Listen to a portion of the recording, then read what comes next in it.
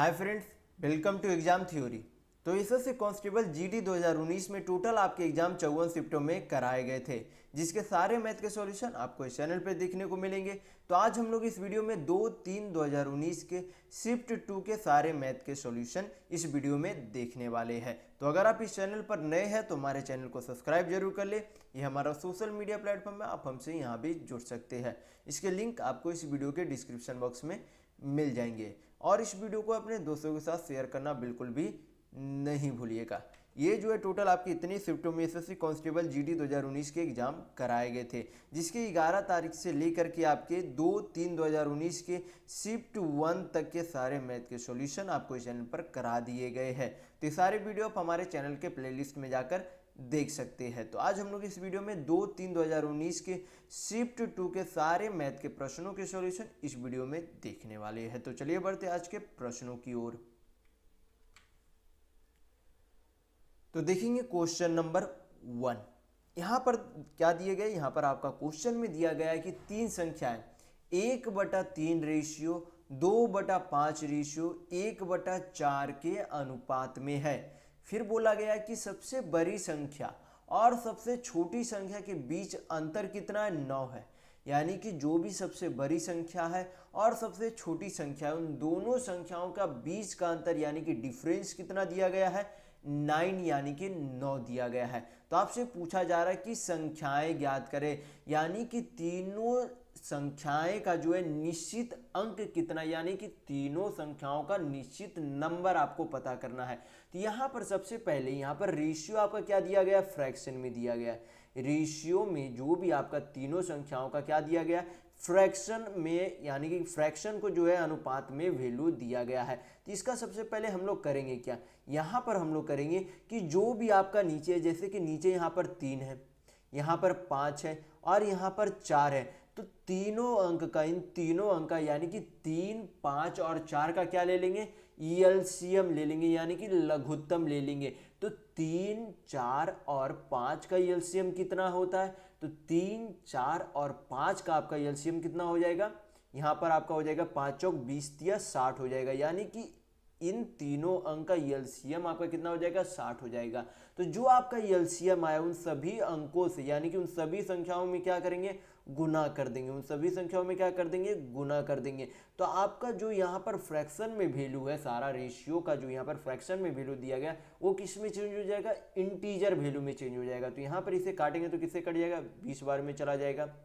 5 से काटेंगे तो यहाँ पर 12, 25, 60।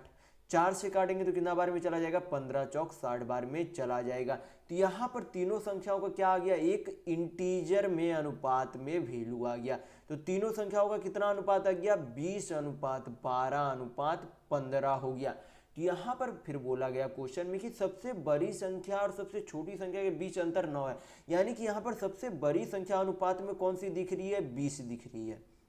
और सबसे छोटी संख्या यहाँ पर क्या हमें देखने को मिल रहा है, 12 हमें यहाँ पर सबसे छोटी संख्या, यहाँ पर जो है 12 दूनी 24 होगा, सॉरी यहाँ पर 12 नहीं होगा, यहाँ पर 12 दूनी 24 होगा।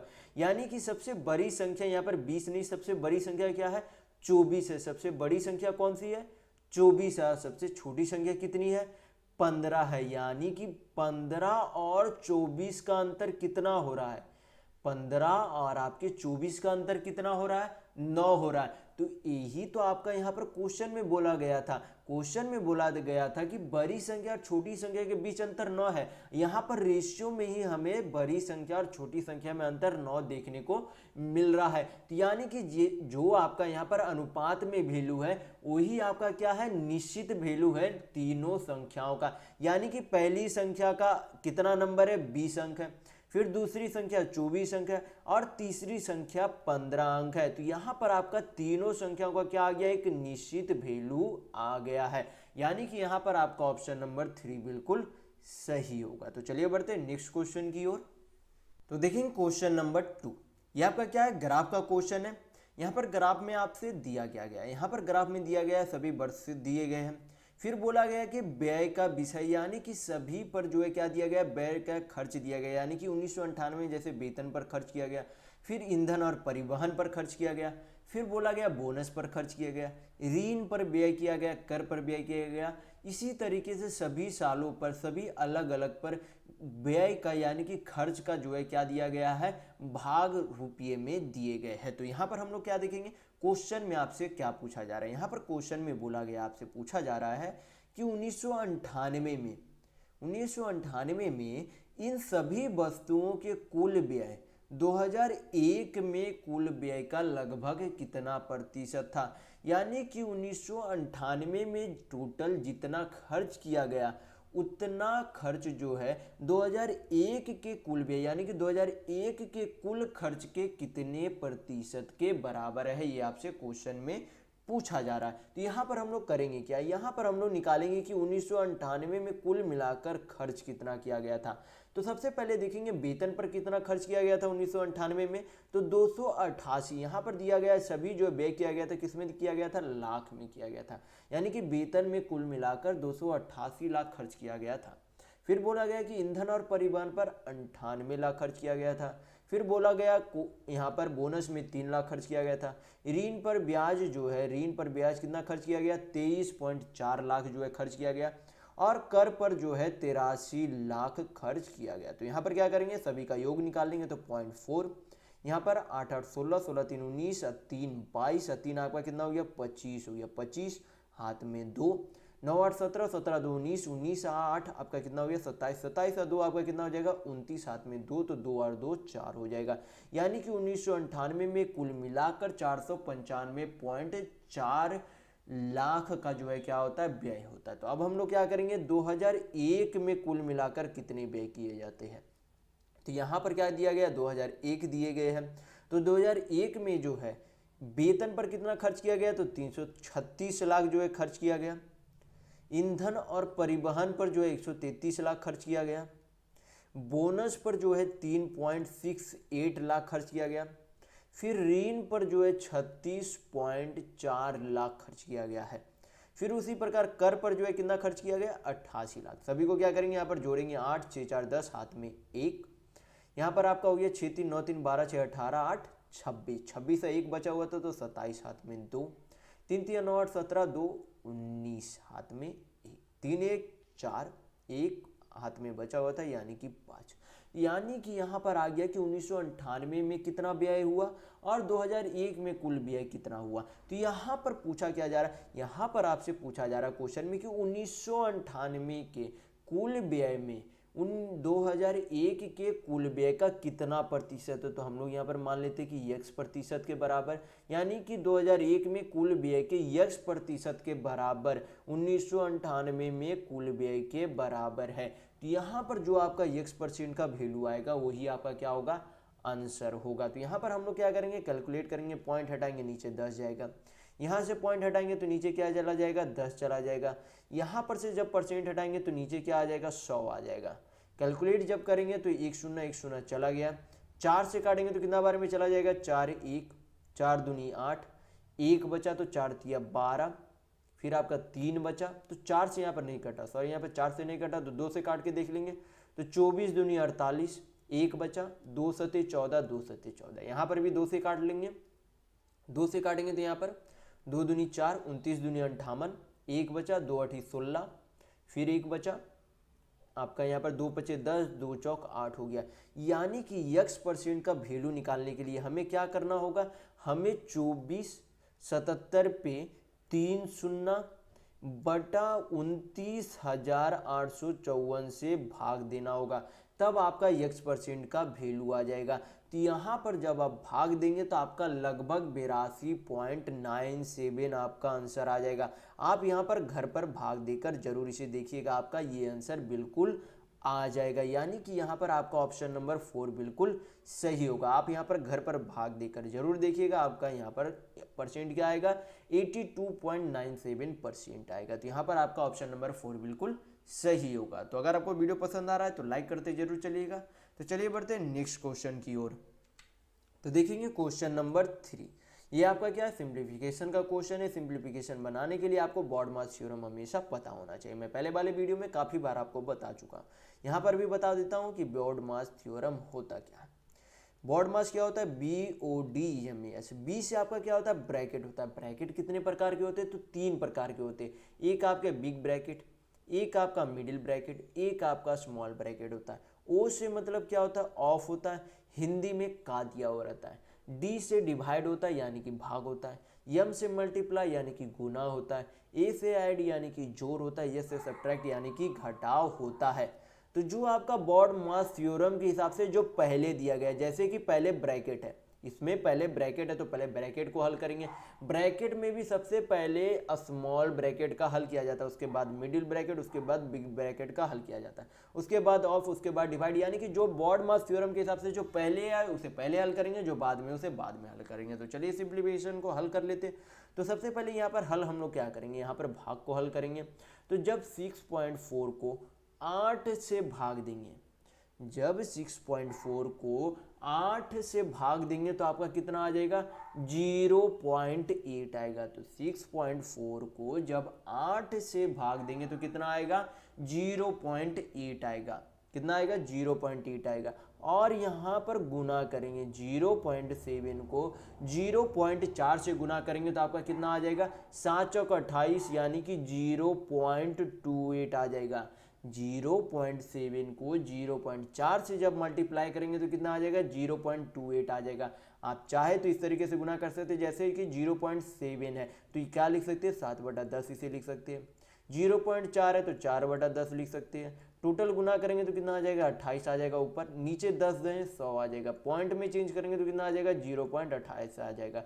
यानी कि आप अगर डायरेक्ट करना नहीं जानते तो आप इस तरीके से इसे गुना कर सकते हैं। तो गुना करेंगे तो कितना आएगा 0.28 आएगा। तो यहाँ पर क्या करेंगे हम नीचे लिख कर सारा हल कर देंगे तो कितना हो जाएगा आपका 12 माइनस यहाँ पर भाग देने पर कितना आया 0.8 आया। आगे प्लस का साइन है तो प्लस लिख देंगे। गुना करने पर कितना आया 0.28 आया। कितना आया 0.28 आया। इसे क्या करेंगे यहाँ पर जोड़ेंगे 12 + 0.28 तो आपका कितना आ जाएगा 12.28 आ जाएगा।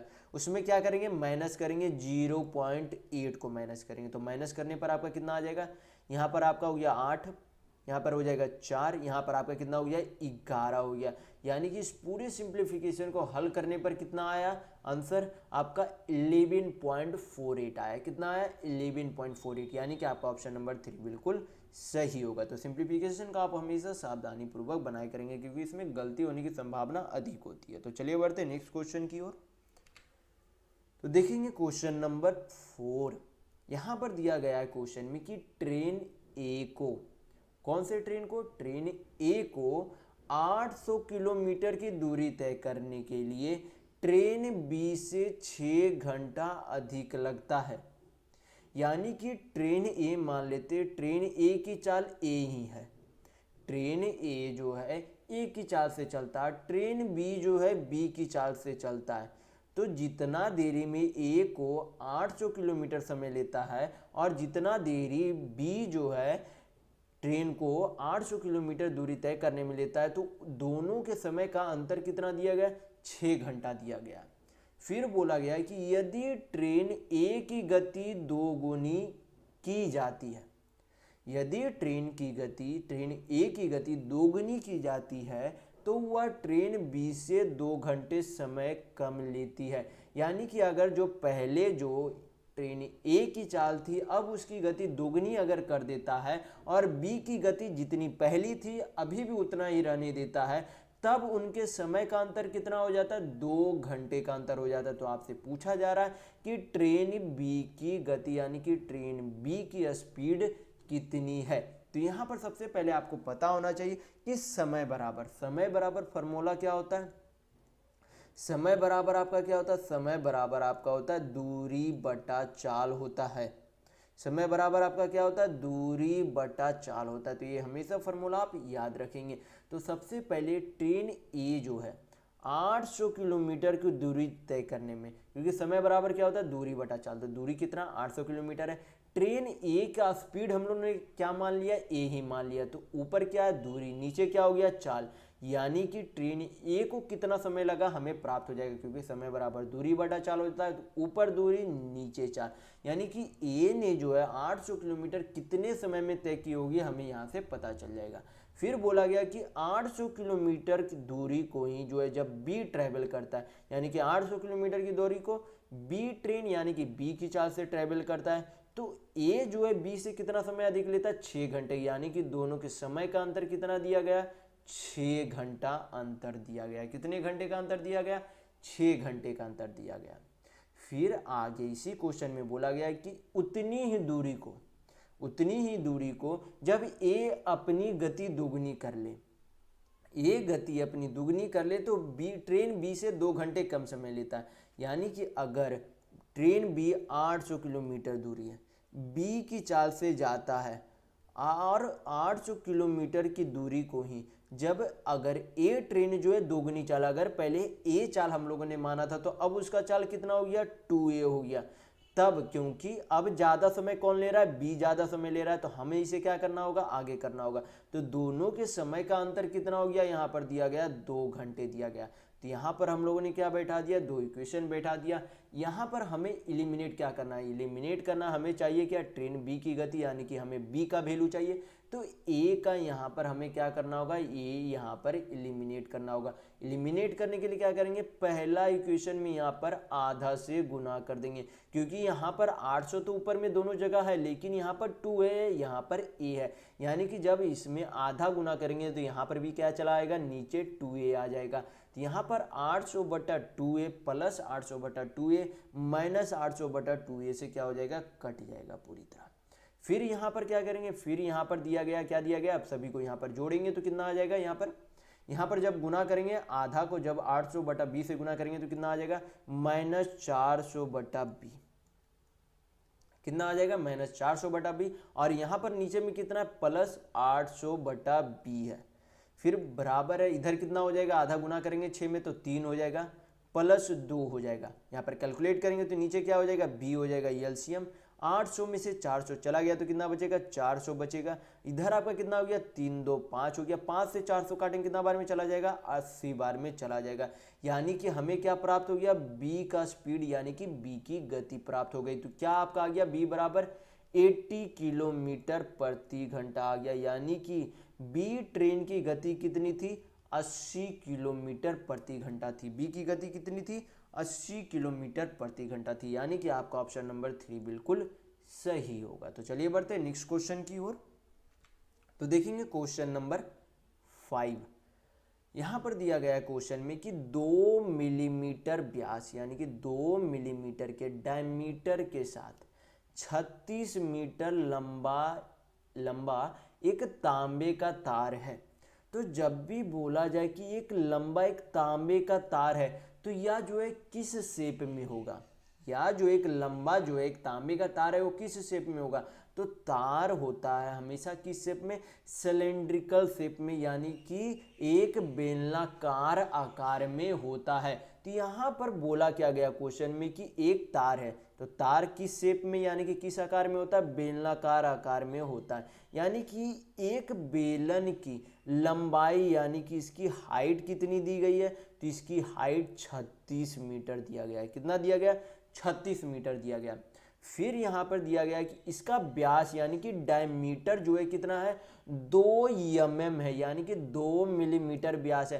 तो व्यास का आधा क्या हो जाता है, रेडियस, यानी कि त्रिज्या हो जाती है। व्यास का आधा क्या होता है, त्रिज्या होता है। यानी कि व्यास ये जो आपका क्या हो गया, ये पूरे सर्किल का ये जो है रेडियस यानी कि 2 रेडियस के बराबर व्यास होता है। तो व्यास का आधा क्या हो जाएगा, रेडियस हो जाएगा। यानी कि व्यास अगर 2 मिलीमीटर है तो रेडियस यानी कि त्रिज्या कितनी हो जाएगी, 1 मिलीमीटर हो जाएगी। कितनी हो जाएगी, 1 मिलीमीटर हो जाएगी। तो यहाँ पर से हम लोग क्या निकाल सकते हैं, इस बेलन का आयतन हम लोग निकाल सकते हैं, क्योंकि हमें त्रिज्या भी पता है और हमें ऊंचाई यानी कि हाइट भी पता है।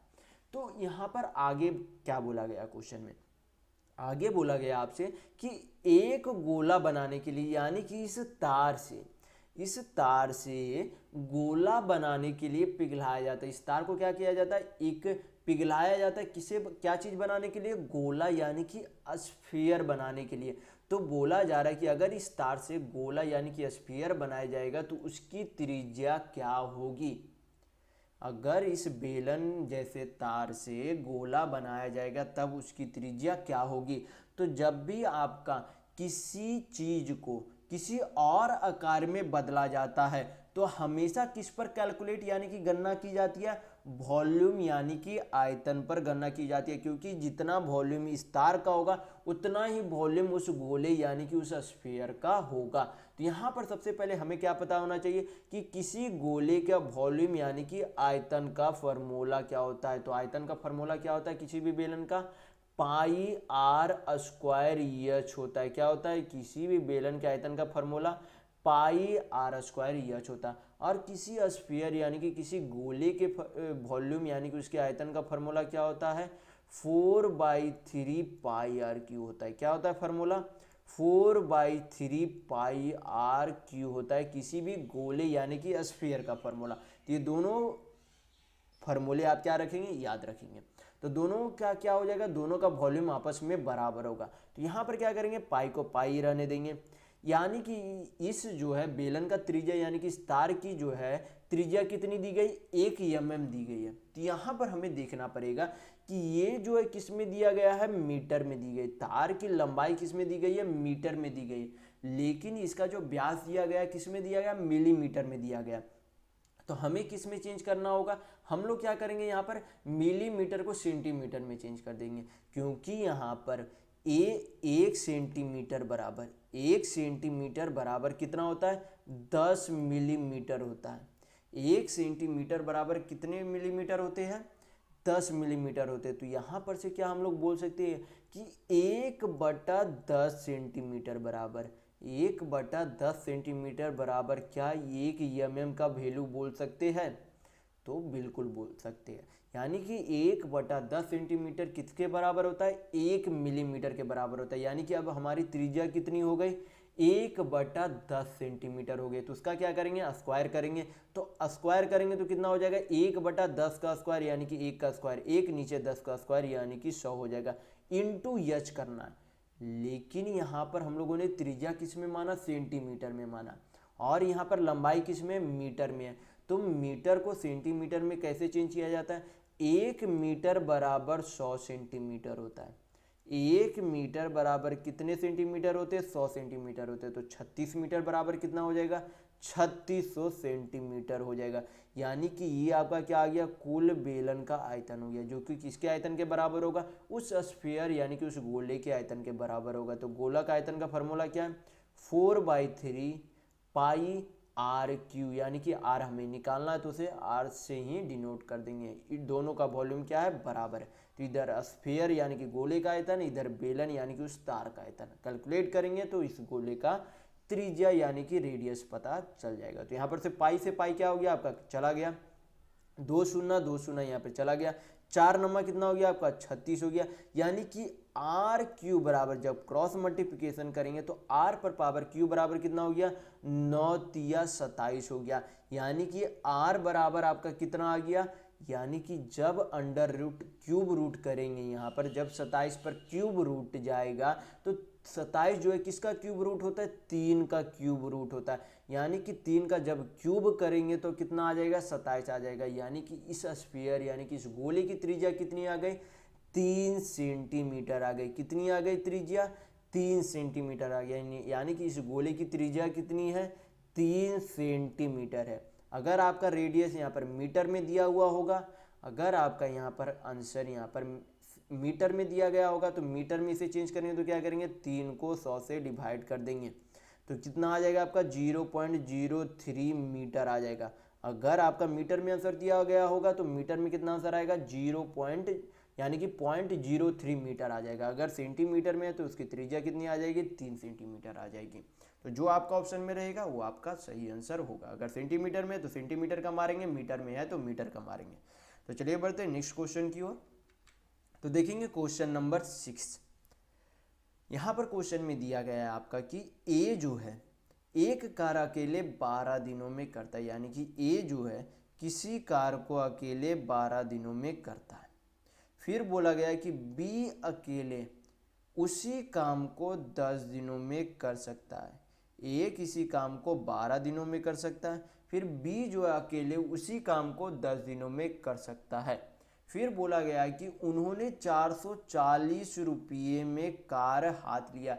यानी कि दोनों मिलकर कार्य करते हैं और दोनों मिलकर जो है उस काम को करने के लिए कितना रुपया लिया गया उन दोनों के द्वारा, 440 रुपये। यानी ए और बी मिलाकर कुल काम किए गए काम के बदले 440 रुपया लिया है। तो पूछा जा रहा है आपसे क्वेश्चन में कि ए को जो है कितने रुपये मिलेंगे, यानी कि अगर दोनों को मिलाकर 440 रुपये मिले हैं तो ए को, सिर्फ ए को जो है कितने रुपये मिले। तो यहाँ पर आपको पता होना चाहिए कि टाइम का उल्टा क्या होता है, टाइम का उल्टा इफिशियंसी होता है, यानी कि समय का उल्टा क्या होता है, कार्य क्षमता होता है। और जो आपका पैसा दिया जाता है, जो आपका पैसा दिया जाता है, किसी भी व्यक्ति को अगर पैसा दिया जाता है तो उसके कार्य क्षमता के आधार पर दिया जाता है, यानी कि जो कार्य क्षमता जितना करेगा उससे उतना पैसा मिलेगा। जो ज़्यादा काम करेगा यानी कि जिसकी कार्य क्षमता अधिक होगी उसे ज़्यादा पैसा मिलेगा, और जो कम काम यानी कि जिसकी कम कार्य क्षमता होगी उससे कम पैसा मिलेगा। तो यहाँ पर सबसे पहले बोला गया कि ए जो है कितने दिनों में करता है, 12 दिनों में करता है, और बी जो है कितने दिनों में करता है, 10 दिनों में करता है। तो यहाँ पर क्या करेंगे, रेशियो बैठा देंगे। तो यहाँ पर क्या आ गया, टाइम का रेशियो यानी कि समय का अनुपात आ गया। तो समय का उल्टा क्या होता है, समय का उल्टा क्या होता है, इफिशियंसी, यानी कि समय का उल्टा कार्य क्षमता होता है। यानी कि अगर ए और बी के समय का अनुपात 12:10 है तो उनकी कार्य क्षमता का अनुपात यानी कि इफिशियंसी का अनुपात कितना हो जाएगा, 10:12। यानी कि ए को अगर 10 रुपये मिलेंगे तो बी को 12 रुपये मिलेंगे, यानी कि दोनों के पैसे जो है किस अनुपात में बटेंगे, इफिशियंसी के आधार पर बटेंगे। यानी कि यहाँ पर दोनों का योग कितना हो गया, 10 और 12 यानी कि 22 हो गया। इस 22 कार्य क्षमता यानी कि 22 इफिशियंसी के बराबर कितना रुपये दिए गए हैं, 440 रुपये दिए गए। तो एक इफिशियंसी बराबर कितना हो जाएगा, 20 रुपया हो जाएगा। यानी कि अगर एक काम कोई करता है तो कितने रुपये मिलते हैं, 20 रुपये मिलते हैं। तो ए जो है एक दिन में कितना काम करता है, 10 काम करता है, यानी कि 10 उसकी इफिशियंसी है। तो एक इफिशियंसी में अगर 20 रुपये मिलते हैं तो कुल 10 इफिशियंसी यानी कि 10 कार्य क्षमता पर कुल इसे कितने रुपये मिले होंगे, तो 20 × 10 यानी कि कुल मिलाकर उसे 200 रुपये मिले होंगे। अगर एक इफिशियंसी का वैल्यू 20 रुपये है तो 10 इफिशियंसी यानी कि 10 कार्य क्षमता का वैल्यू कितना हो जाएगा, 20×10 यानी कि 200 रुपये। यानी कि उस 440 रुपये में ए को जो है कुल मिलाकर 200 रुपये प्राप्त हुए थे। तो यहाँ पर आपका ऑप्शन नंबर 2 बिल्कुल सही होगा। तो इस क्वेश्चन में आपको हमेशा पता रखना होगा कि जो भी पैसा मिलता है हमेशा जो है किस पर मिलता है, कार्य क्षमता, यानी कि जो जितना काम करता है उससे उस आधार पर पैसा दिया जाएगा। तो चलिए बढ़ते हैं नेक्स्ट क्वेश्चन की ओर। तो देखेंगे क्वेश्चन नंबर 7। यहाँ पर क्वेश्चन में दिया गया है कि यदि किसी निश्चित डेटा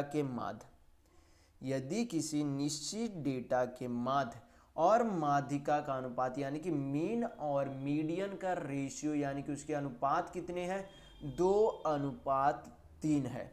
फिर बोला गया आगे कि तो यानी कि अगर माध्य और माध्यिका का अनुपात 2:3 है तो उसके मोड यानी कि बहुलक और माध्य का अनुपात क्या होगा। तो हमें निकालना क्या होगा, यहाँ पर माध्य और माध्यिका का तो रेशियो में वैल्यू दे दिया गया, लेकिन हमें यहाँ पर मोड का वैल्यू निकालना होगा। माध्य का वैल्यू तो यहाँ पर आपका 2 यूनिट है, लेकिन हमें यहाँ पर से मोड का वैल्यू निकालना होगा। तो आपको मोड निकालने का फॉर्मूला याद रखना पड़ेगा। मोड निकालने का फॉर्मूला क्या होता है, मोड निकालने का फॉर्मूला होता है कि मोड बराबर 3 मीडियन, मोड बराबर 3 मीडियन माइनस 2 मीन होता है। क्या होता है आपका फॉर्मूला, मोड बराबर, मोड यानी कि बहुलक हो गया, आप हिंदी में भी याद रख सकते हैं, मोड यानी कि क्या हो गया आपका, बहुलक हो गया। मीडियन यानी कि आपका क्या हो गया, माध्यिका हो गया, क्या हो गया आपका, माध्यिका हो गई। और आपका मीन जो हो गया क्या हो गया, माध्य हो गया, मीन आपका क्या हो गया, माध्य हो गया। तो ये आप फार्मूला हमेशा याद रखेंगे कि मोड बराबर क्या होता है, 3 मीडियन माइनस 2 मीन होता है। तो यहाँ पर से हम लोग क्या निकाल सकते हैं, मोड का वैल्यू निकाल सकते हैं। क्या निकाल सकते हैं, मोड का वैल्यू निकाल सकते हैं। तो 3 इंटू क्या है, मीडियन, तो मीडियन का रेशियो में वैल्यू क्या है, 3 वैल्यू है। तो यहाँ पर क्या करेंगे, 3 इंटू में लिख देंगे, माइनस आ गए तो माइनस दे देंगे। 2 इंटू क्या है, मीन है, 2 यानी कि 2 गुना क्या है, मीन यानी कि माध्य है, तो 2 गुना यहाँ पर क्या कर देंगे, 2 से गुना कर देंगे, क्योंकि माध्य कितना है, 2 यूनिट है। यहाँ पर क्या आ जाएगा आपका, मोड आ जाएगा, तो मोड आपका कितना आ जाएगा, 3 तिया 9, 2 दूनी 4, यानी कि 9 में से 4 जाएगा तो कितना बचेगा, 5 आ जाएगा। यानी कि इस संख्याओं का इनकुल जो है यानी कि इस निश्चित डेटा का मोड यानी कि बहुलक कितना आ गया, 5 आ गया। तब हमें मोड भी पता है और माध्य भी पता है, दोनों का क्या पूछा जा रहा है, अनुपात पूछा जा रहा है, मोड और माध्य का, यानी कि बहुलक और माध्य का। तो बहुलक कितना है, 5 है, माध्य कितना है, 2 यूनिट है, दोनों का क्या पूछा जा रहा है, अनुपात पूछा जा रहा है, यानी कि अनुपात कितना आ गया, 5:2, यानी कि 5:2 आया, यानी कि आपका ऑप्शन नंबर यहाँ पर 3 बिल्कुल सही होगा। तो अगर आपको वीडियो पसंद आ रहा है तो लाइक करते जरूर चलिएगा। तो चलिए बढ़ते हैं नेक्स्ट क्वेश्चन की ओर। तो देखेंगे क्वेश्चन नंबर 8। यहाँ पर दिया गया क्वेश्चन में कि यदि किसी वृत्त की त्रिज्या में 5 सेंटीमीटर जोड़ा जाता है, क्या बोला गया क्वेश्चन में, क्वेश्चन में आपसे बोला गया कि यदि किसी वृत्त की त्रिज्या में 5 सेंटीमीटर जोड़ा जाता है तो उसकी वृत्त की परिधि कितनी बढ़ेगी। तो सबसे पहले आपको जो है वृत्त की परिधि का फार्मूला यानी कि किसी भी सर्किल के पेरीमीटर का आपको फार्मूला पता होना चाहिए। तो किसी भी सर्किल के पेरीमीटर यानी कि परिधि का फार्मूला क्या होता है, 2 पाई आर होता है। क्या होता है, 2 पाई आर होता है। तो यहाँ पर जितनी त्रिज्या बढ़ेगी, जैसे कि हम लोग यहाँ पर मैं आपको एग्जांपल के तौर पे समझाना चाह रहा हूँ, जैसे कि यहाँ पर फार्मूला क्या है, 2 पाई आर। अगर उसकी त्रिज्या यहाँ पर मान लेते कि पहले 10 थी, कितनी थी, पहले 10 थी, यानी कि 2 पाई आर इंटू 10, तो आपका टोटल परिधि कितना आ गया, 10 दूनी 20 पाई आ गया। और उसमें अगर बोला जाए कि 5 सेंटीमीटर जोड़ दिया जाए, यानी कि अगर उसकी पहले त्रिज्या थी तो पहले त्रिज्या 10 थी, तो अब त्रिज्या कितनी हो गई होगी, अगर 5 सेंटीमीटर बढ़ा दिया जाएगा तो 15 हो गई होगी, यानी कि 15 दूनी कितना हो गया, 30 पाई हो गया। तो यहाँ पर जो है कितने बढ़ रहे हैं, कितना यहाँ पर जो है पेरीमीटर में वृद्धि हो गई, 10 पाई की वृद्धि हो गई। तो यहाँ पर हमें देखने को क्या मिल रहा है, हमें यहाँ पर देखने को मिल रहा है कि आर जितने सेंटीमीटर भी बढ़ाई जाएगी, आर जितने सेंटीमीटर भी बढ़ाई जाएगी, उसके जो है कुल परिधि में जो है कितनी की वृद्धि हो जाएगी, जितना बढ़ाया जाएगा उससे 2 गुना, यानी कि अगर 5 सेंटीमीटर बढ़ाया गया है तो उससे 2 गुना वृद्धि हो जाएगा वृत्त की परिधि में। यानी कि कितना वृद्धि हो जाएगी, अगर उसकी त्रिज्या में 5 सेंटीमीटर की वृद्धि हुई है तो उससे 2 गुना यानी कि 10 पाई की वृद्धि हो जाएगी उसकी परिधि में। आपको यहाँ पर समझना होगा कि अगर त्रिज्या जितनी सेंटीमीटर, अगर यहाँ पर 5 की जगह 6 सेंटीमीटर होता तब इससे 2 गुना यानी कि 12 पाई उसकी परिधि में वृद्धि होती। तो जितनी भी त्रिज्या में वृद्धि होगी, जैसे कि यहाँ पर 5 सेंटीमीटर है, तो जितनी यहाँ पर वृत्त की त्रिज्या में वृद्धि हुई है उससे 2 गुना, क्योंकि यहाँ पर 2 से गुना हो रहा है, तो 2 से गुना जितनी वृद्धि हो रही है उससे भी गुना होगा। तो जितनी आपकी त्रिज्या वृद्धि होगी उससे 2 गुना उसके परिधि यानी कि कुल उसके पेरीमीटर में वृद्धि होगी। यानी कि यहाँ पर अगर 5 सेंटीमीटर उसके त्रिज्या में वृद्धि होती है तो कुल मिलाकर उसके परिधि यानी कि पेरीमीटर में 10 पाई की वृद्धि होगी। यानी कि आपका यहाँ पर ऑप्शन नंबर 1 बिल्कुल सही होगा। तो चलिए बढ़ते हैं नेक्स्ट क्वेश्चन की ओर। तो देखेंगे क्वेश्चन नंबर 9। यहाँ पर आपसे क्वेश्चन में पूछा जा रहा है कि निम्नलिखित में से किसका क्षेत्रफल सबसे बड़ा है। ये आपका 4 गो ऑप्शन दिया गया है, इसमें से पूछा जा रहा है कि सभी का यहाँ पर एरिया निकालेंगे, उसमें से हमें देखना पड़ेगा कि किसका क्षेत्रफल यानी कि किसका एरिया सबसे बड़ा आता है, किसमें, अंक में। तो यहाँ पर सबसे पहले दिया गया कि √2 सेंटीमीटर त्रिज्या का एक वृत्त है। तो किसी भी सर्किल के एरिया का फॉर्मूला यानी कि उसके जो है क्षेत्रफल के फॉर्मूले क्या होते हैं, पाई आर स्क्वायर होता है। क्या होता है, पाई आर स्क्वायर होता है। तो यहाँ पर क्या करेंगे, यहाँ पर एरिया निकालेंगे। पाई को यहाँ पर क्या लिखेंगे, पाई को यहाँ पर लिख देंगे 22/7 इंटू करेंगे तो आपका कितना आ जाएगा इंटू आर स्क्वायर, यानी कि अगर उसकी त्रिज्या √2 है तो √2 का स्क्वायर करेंगे तो कितना हो जाएगा 2 हो जाएगा, √2 का स्क्वायर करेंगे तो कितना हो जाएगा 2 हो जाएगा। तो 22 दूना आपका कितना हो गया 44/7, पॉइंट में इसे चेंज करेंगे तो आपका कितना हो जाएगा 7 छक 42, यहाँ पर 20 बचेगा, यानी कि लगभग 6.2 आगे भी आपका वैल्यू आएगा, लगभग आपका इतना आपका एरिया आएगा इस सर्कल का। अब क्या करेंगे यहाँ पर समबाहु त्रिभुज यानी कि इक्विलेटरल ट्रायंगल का एरिया निकालेंगे। तो इक्विलेटरल ट्रायंगल का भुजा कितना दिया गया 4 सेंटीमीटर दिया गया। तो सबसे पहले किसी भी समबाहु त्रिभुज यानी कि इक्विलेटरल ट्रायंगल का फार्मूला पता होना चाहिए। तो फार्मूला क्या होता है √3/4 इंटू भुजा स्क्वायर यानी कि साइड स्क्वायर होता है। तो ये फार्मूला आप हमेशा याद रखेंगे। किसी समबाहु त्रिभुज के क्षेत्रफल का फार्मूला क्या होता है √3/4 इंटू भुजा स्क्वायर यानी कि साइड स्क्वायर। तो फार्मूला पे वैल्यू पुट करेंगे √3/4, भुजा यानी कि साइड कितना दिया गया 4 सेंटीमीटर, तो 4 का स्क्वायर करेंगे तो कितना हो जाएगा 4 चौक 16, 4 से 16 काटेंगे तो 4, √3 का मान कितना होता है 1.732 होता है। तो यहाँ पर 1.7 रहने देंगे, तो 1.7 इंटू 4 से मल्टीप्लाई करेंगे तो कितना हो जाएगा 17 चौक 68 हो जाएगा। तो यहाँ पर क्या बोला गया है सबसे बड़ा क्षेत्रफल, यानी कि आपका ऑप्शन नंबर ए तो बिल्कुल नहीं हो सकता क्योंकि 6.8 से कम है 6.2, यानी कि आपका ऑप्शन नंबर ए तो यहाँ पर छट गया। अब यहाँ पर क्या चेक करेंगे, यहाँ पर ऑप्शन नंबर सी चेक करेंगे। यहाँ पर क्या दिया गया 3 सेंटीमीटर 4 सेंटीमीटर 5 सेंटीमीटर भुजाओं वाले एक त्रिभुज है। तो जब यहाँ पर आप गौर से देखेंगे तो यहाँ पर सभी भुजाओं को जब लिया जाएगा तो क्या बन जाएगा एक राइट एंगल ट्रायंगल बन रहा है। राइट एंगल ट्रायंगल कैसे बन रहा है, जैसे यहाँ पर अगर 3 है ये 4 है ये आपका हाइपोटेनस 5 हो गया। तो यहाँ पर जब आप यहाँ पर 3 स्क्वायर प्लस 4 स्क्वायर करेंगे तो आपका कितना वैल्यू आ जाएगा 5 आ जाएगा, यानी पाइथागोरस थ्योरम के हिसाब से ये आपका क्या बन रहा है तीनों भुजा के आधार पर ये आपका राइट एंगल ट्रायंगल बन रहा है। तो राइट एंगल ट्रायंगल के एरिया का फार्मूला निकालने का फार्मूला क्या होता है half into base into height होता है, यानी कि हाफ इंटू आधार गुना ऊंचाई होता है।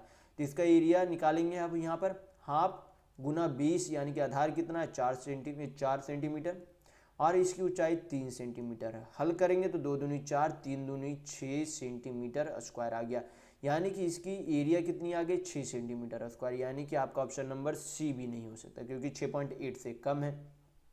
यहाँ पर अब ऑप्शन नंबर यानी कि लास्ट ऑप्शन देख लेते हैं इसका एरिया कितना आता है। तो यहाँ पर क्या बोला गया आयत, आयत की लंबाई और चौड़ाई यानी कि उनकी भुजाओं का यहाँ पर दिया गया, क्या दिया गया लंबाई और चौड़ाई दिया गया।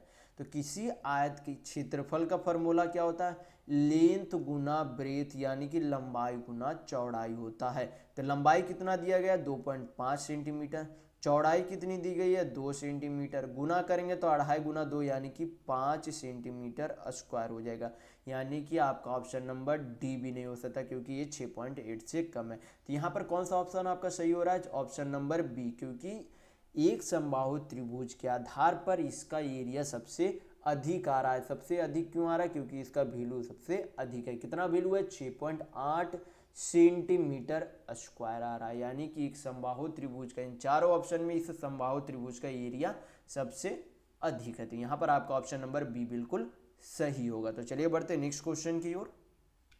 तो देखेंगे क्वेश्चन नंबर 10। यहाँ पर क्वेश्चन में आपसे दिया गया है कि एक पुस्तकालय में रविवार को औसतन 480 और अन्य दिनों में 222 आगंतुक आते, यानी कि रविवार को कितने आते आगंतुक 480 का आगंतुक आते हैं, लेकिन अन्य दिनों में जैसे कि सोमवार से लेकर शनिवार तक यानी कि अन्य दिनों में रविवार को छोड़कर प्रतिदिन कितने आदमी आते हैं यानी कि कितने आगंतुक आते हैं 222 आगंतुक आते हैं। तो आपसे बोला जा रहा है क्वेश्चन में कि रविवार से शुरू होने वाले किसी भी महीना है, कोई भी महीना है, उसका जो है पहला दिन कब से शुरू हो रहा है रविवार से शुरू हो रहा है। तो रविवार से शुरू होने वाले 30 दिनों के महीनों में यानी कि वो जो महीना है कितने दिनों वाला है 30 दिनों वाला है, और जो महीना शुरुआत हो रहा है कौन से दिन से हो रहा है रविवार से शुरू हो रहा है। तो आपसे पूछा जा रहा है कि अगर उस महीने का दिन रविवार से शुरू हो रहा है और वो महीना 30 दिनों का है, तब प्रतिदिन आगंतुकों की औसत संख्या कितनी, यानी कि डेली अगर उसका औसत निकाला जाए तो डेली कितने आगंतुक जो है उस पुस्तकालय में आते हैं, ये आपसे पूछा जा रहा है। तो यहाँ पर सबसे पहले इस क्वेश्चन में हमें निकालना होगा कि यानी कि इस महीने में जो है कुल मिलाकर कितने रविवार आएंगे, कुल मिलाकर कितने रविवार आएंगे। अगर आपको ये क्वेश्चन में पता कर लेंगे तो ये क्वेश्चन आसानी से हल हो जाएगा। तो यहाँ पर जो है आपको यहाँ पर पता होगा कि एक सप्ताह में कितने दिन होते हैं, 7 दिन होते हैं। तो अगर एक पूरा सप्ताह लगता है तो टोटल कितने दिन होते हैं, 7 दिन होते हैं। तो अगर हम लोग इसे 4 से गुना कर देते हैं तो कितना दिन हो जाएगा, 7 चौक 28 दिन हो जाएगा। यानी कि अगर दिन रविवार से शुरू हो रहा है तो कुल मिलाकर 4 सप्ताह में 28 दिन हो जाते हैं। तो ये 28 दिन के बाद जो 29वां दिन आएगा वो भी क्या होगा, रविवार ही होगा। यानी कि इन 4 सप्ताह में तो 4 रविवार आ गया, लेकिन 28 दिन के बाद जो आपका 29वां दिन भी होगा वो आपका क्या होगा, रविवार होगा। यानी कि कुल मिलाकर 4 रविवार तो इधर आ गया, एक रविवार 29वां दिन आ रहा है। यानी कि इस महीने में कुल मिलाकर कितने रविवार आ गए, 5 रविवार, यानी कि 5 संडे आ गए। यानी कि टोटल संडे जो है 30 दिनों वाले में कितना संडे है, 5 संडे है। यहाँ पर जो है 5 संडे है और जो है अन्य दिन कितना हो जाएगा, 25 दिन। अन्य दिन आपका कितना हो गया, 5 संडे, और अन्य जो है सोमवार से लेकर शनिचर तक के दिनों वाले जो है कुल संख्या कितनी है, 25 दिन है। तो यहाँ पर क्या करेंगे, टोटल जो है आगंतुकों की संख्या यहाँ पर से निकाल लेंगे। तो एक संडे में कितने आगंतुक आते हैं, 480 आगंतुक आते हैं। तो यहाँ पर 5 दिन का टोटल आगंतुक निकालेंगे तो क्या करेंगे, 5 × 480। तो टोटल कितना हो जाएगा आपका, 8 × 25 = 40, 2 शून्य 4 × 25 = 20 और 2 = 22। यानी कि कुल मिलाकर संडे को जो है 2200 आगंतुक आते हैं। और अन्य दिनों में, एक दिनों में कितना आगंतुक आते हैं, 222। तो 25 दिनों में कितने आगंतुक आएंगे, तो यहाँ पर गुना करेंगे तो आपका कितना हो जाएगा, आपका हो जाएगा 25 दूनी 50, 50, 50, यानी कि 5550 हो जाएगा। यानी कि 5550 आगंतुक आते हैं। यहाँ पर क्या करेंगे, जोड़ेंगे तो आपका क्या निकल जाएगा, 29 दिनों में आए गए हुए, यानी कि उस पुस्तकालय में आए आगंतुकों की कुल संख्या निकल जाएगी। तो जोड़ेंगे तो 0, 5, 5 2 7, 5 2 7, यानी कि कुल मिलाकर उस महीने में 7750 आगंतुक आते हैं। तो यहाँ पर आपसे क्या पूछा जा रहा है, औसत पूछा जा रहा है। तो औसत कैसे निकालेंगे, कुल आगंतुक को कुल दिनों से क्या करेंगे, विभाजित कर देंगे। तो कुल आगंतुक बटा कुल दिन, इसे सिंप्लीफाई करेंगे तो आपका क्या निकल जाएगा, प्रतिदिन आगंतुकों की संख्या निकल जाएगी। तो यहाँ पर से 0 से 0 चला गया, 3 से काटेंगे तो कितना बार में चला जाएगा, 3 दूनी 6, यहाँ पर 1 बचा। तो आपका यहाँ पर 3 दूनी 6, 1 बचा आपका। यहाँ पर हम लोगों ने शायद कुछ गलत किया है, यहाँ पर 25 दूना 50, यहाँ पर 5 5 0 हो गया आपका। 8 25 40, 4 5 20, 20 4, यहाँ पर आपका कितना होगा, 24 होगा। यहाँ पर आपका शेष कितना बचा था, 4, यहाँ पर आपका कितना होगा, 24 होगा। यहाँ पर जोड़ेंगे तो आपका कितना हो जाएगा, 5 4 9 हो जाएगा। सॉरी, यहाँ पर हम लोगों ने मैंने यहाँ पर गलती कर लिया था। यहाँ पर अब यहाँ पर सही हो गया तो कितना हो गया, 3 दूनी 6, 1 शेष बचा तो 3 6 18, फिर 1 शेष बचा तो कितना आ जाएगा, 3 5 15। यानी कि प्रतिदिन औसत आगंतुकों की संख्या, यानी कि उस पुस्तकालय में आने वाले प्रतिदिन औसत आगंतुकों की संख्या कितनी है, 265 है। यानी कि यहाँ पर आपका ऑप्शन नंबर 4 बिल्कुल सही होगा। तो चलिए बढ़ते हैं नेक्स्ट क्वेश्चन की ओर। तो देखेंगे क्वेश्चन नंबर 11। यहाँ पर दिया गया है क्वेश्चन में कि एक कक्षा में, यानी कि एक क्लास में टोटल 18 लड़कों का औसत वजन कितना है, 52.5 कीजिए। यानी कि एक कक्षा में अगर 18 लड़के हैं तो उनका औसत वजन यानी कि एवरेज वेट कितना है, 52.5 केजी है। फिर बोला गया और बाकी 6 लड़कों, और बाकी उस कक्षा में बचे 6 लड़कों का वजन जो है कितना है, 44.5 केजी है। तो आपसे पूछा जा रहा है कि कक्षा में सभी लड़कों का औसत वजन कितना है। तो हमें क्या निकालना होगा, सबसे पहले हमें निकालना होगा कि उस कक्षा में कुल छात्रों का कुल वजन कितना है। तो यहाँ पर क्या करेंगे, 18 छात्रों का कुल औसत वजन कितना है, 18 छात्रों का औसत वजन कितना है, 52.5 है। तो दोनों को जब गुना करेंगे तो आपका क्या निकल जाएगा, 18 छात्रों का कुल वजन निकल जाएगा। पॉइंट हटाएंगे, नीचे 10, 5 से काटेंगे तो 5 दूनी 10, 1 0, 5 5 25, 2 से काटेंगे 9 बार में, यानी कि 9 5 45, यानी कि कितना आ गया, 945 कुल वजन आ गया उन 18 लड़कों का। फिर यहाँ पर क्या करेंगे, 6 × 44.5 से गुना करेंगे तो आपका कितना आ जाएगा, 6 × 5 = 30, 0 हाथ में 3, 6 × 4 = 24, 3 × 27 हाथ में 2, 6 × 24 2 आपका कितना हो गया 26। यानी कि आप क्या करेंगे, यहाँ पर जोड़ेंगे तो कुल छात्रों का कुल वजन आ जाएगा। तो टोटल यहाँ पर आपका कितना हो गया, 7 × 5 = 12 हाथ में 1, 6 × 4 = 10, 1 × 11 हाथ में 1, 9 × 2 = 11, 1 × 12 आ गया। यानी कि कुल छात्रों का कुल वजन कितना है, 1212 है। तो हमें चाहिए क्या, औसत वजन चाहिए। लड़कों का क्या चाहिए, औसत वजन चाहिए। तो क्या करेंगे, कुल वजन में से कुल वजन को कुल छात्रों से क्या कर देंगे, भाग दे देंगे। तो कुल छात्र कितने, 18 × 6 = 24 है। अब क्या करेंगे, यहाँ पर 12 से पहले भाग देंगे, 12 से यहाँ पर काटेंगे, सिंप्लीफाई करेंगे तो 12 1 0 1, 12 दुनिया आपका कितना हो गया, 24 हो गया। तो यहाँ पर आपका आंसर किस में दिया गया, पॉइंट में दिया गया। तो पॉइंट में आंसर लाएंगे तो 101/101 को जब 2 से भाग देंगे तो आपका कितना आ जाएगा, 50 × 100 यानी कि 50.5 kg आ जाएगा। यानी कि उस कक्षा में कुल छात्रों का औसत वजन यानी कि एवरेज वेट कितना है, 50.5 kg है। यानी कि यहाँ पर आपका ऑप्शन नंबर 4 बिल्कुल सही होगा। तो चलिए बढ़ते हैं नेक्स्ट क्वेश्चन की ओर। तो देखेंगे क्वेश्चन नंबर 12। यहाँ पर दिया गया क्वेश्चन में कि अपनी समान गति के 3/4 चलते हुए, अपनी समान गति के 3/4 चलते हुए, यानी कि उसकी गति तो 4 यूनिट है लेकिन चल कितने से रहा है, 3 यूनिट से चल रहा है। फिर आगे आपसे क्वेश्चन में बोला गया कि एक आदमी अपने कार्यालय जो है समान समय से 30 मिनट देर पहुंचता है। यानी कि बोला गया है उसकी चाल कितनी है, 4 यूनिट चाल है लेकिन चल कितने से रहा है, 3 यूनिट के चाल से चल रहा है। तो उसकी चाल में परिवर्तन के कारण उसका समय जो है क्या लगता है, 30 मिनट अधिक लगता है। यानी कि वो अपने कार्यालय 30 मिनट देर से पहुंचता है। तो आपसे पूछा जा रहा है क्वेश्चन में कि कार्यालय पहुंचने में उसे समान रूप से कितना समय लगता है। तो यहाँ पर जो है सबसे पहले आपको पता होना चाहिए कि गति यानी कि उसके चाल का उल्टा क्या होता है, समय होता है।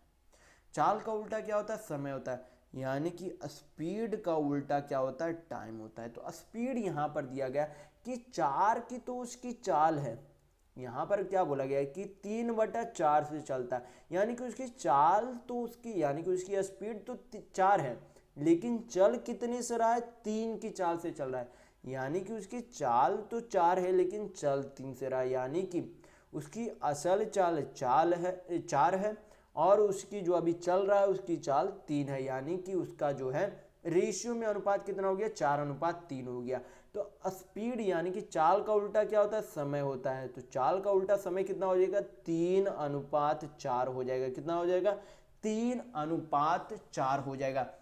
यानी कि अगर वो 4 की चाल से चलता तो उसका समय 3 यूनिट लगता, और अभी जो वो चल रहा है किससे चल रहा है, 3 यूनिट के चाल से चल रहा है। तो उसे समय कितना लग रहा है, 4 यूनिट समय लग रहा है। यानी कि उसे लगता था तो 3 यूनिट समय, लेकिन अब कितना लग रहा है समय, 4 यूनिट समय लग रहा है। यानी कि दोनों के समय का अंतर, यानी कि अगर उसके चाल में परिवर्तन हुआ तो उसके समय में भी परिवर्तन हुआ है। तो समय में परिवर्तन कितना है, तो 1 यूनिट का परिवर्तन है। तो इसी 1 यूनिट के बराबर कितना मिनट दिया गया है, 30 मिनट दिया गया है। यानी कि 1 यूनिट का वैल्यू कितना है, 30 मिनट है। तो पूछा जा रहा है कि अगर उसकी चाल समान चाल यानी कि जितनी पहले उसकी चाल थी उस हिसाब से चले तो उसका समय कितना लगेगा। तो समान चाल 4 है, समान समय 3 यूनिट है। तो हमें क्या निकालना, समान समय निकालना है। तो हमें क्या चाहिए, 3 यूनिट का वैल्यू चाहिए। तो 1 यूनिट का वैल्यू अगर 30 मिनट है तो 3 यूनिट का वैल्यू कितना हो जाएगा। तो 3 यूनिट का वैल्यू निकालने के लिए 30 में 3 से मल्टीप्लाई करेंगे तो कितना हो जाएगा, 30 × 90। यानी कि अगर वो अपनी चाल यानी कि समान चाल से चलता है तो उसे 90 मिनट यानी कि 90 मिनट लगेंगे। यानी कि यहाँ पर आपका ऑप्शन नंबर 2 बिल्कुल सही होगा। तो अगर आपको वीडियो पसंद आ रहा है तो लाइक करते जरूर चलिएगा। तो चलिए बढ़ते नेक्स्ट क्वेश्चन की ओर। तो देखेंगे क्वेश्चन नंबर 13। ये आपका क्या है, ग्राफ का क्वेश्चन। यहाँ पर सभी वर्ष के नाम दिए गए हैं, व्यय के विषय दिए गए। ये ग्राफ आपका एक प्रश्न आपसे यहाँ पर पूछा गया है। यहाँ पर जो है पहले भी एक प्रश्न इससे पूछे गए थे। यहाँ पर हम लोग देखेंगे क्वेश्चन में कि आपसे पूछा क्या जा रहा है। यहाँ पर आपसे क्वेश्चन में पूछा जा रहा है कि प्रति वर्ष बोनस की औसत राशि क्या है। प्रति वर्ष बोनस की औसत राशि क्या है जो कंपनी को इस अवधि के दौरान चुकानी पड़ी है। यानी कि पूरे जो ये आपका क्या है बोनस है टोटल इन कुल सालों में औसत बोनस राशि क्या है ये आपसे पूछा जा रहा है। तो यहाँ पर क्या निकालना होगा, सभी वर्षों का मिलाकर कुल यानी कि टोटल बोनस निकालना पड़ेगा। तो टोटल बोनस निकालने के लिए क्या करेंगे, सभी को जोड़ेंगे। तो पहला बोनस 3 लाख, फिर उसके पॉइंट 2.52 लाख, यहाँ पर 3.84 लाख, फिर उसके बाद 3.68 लाख आपका है, फिर उसके बाद 3.96 लाख है। तो यहाँ पर क्या करेंगे, सभी को जोड़ेंगे। तो 4 2 6 6 6 12 8 20 यानी कि हाथ में 2, 8 5 13 13 6 18 18 9 18 9 27 2 29 हाथ में 2, 3 2 5 3 8 3 11 3 14 14 2 आपका कितना हो गया 16 हो गया। तो ये आपका क्या हो गया, यहाँ पर कुल बोनस का योग आ गया, यानी कि बोनस का कुल योग आ गया। हमें क्या निकालना, औसत निकालना है। तो टोटल साल कितने हैं, 5 साल है। तो यहाँ पर क्या करेंगे, 5 से डिवाइड कर देंगे। क्या करेंगे, 5 से डिवाइड करेंगे।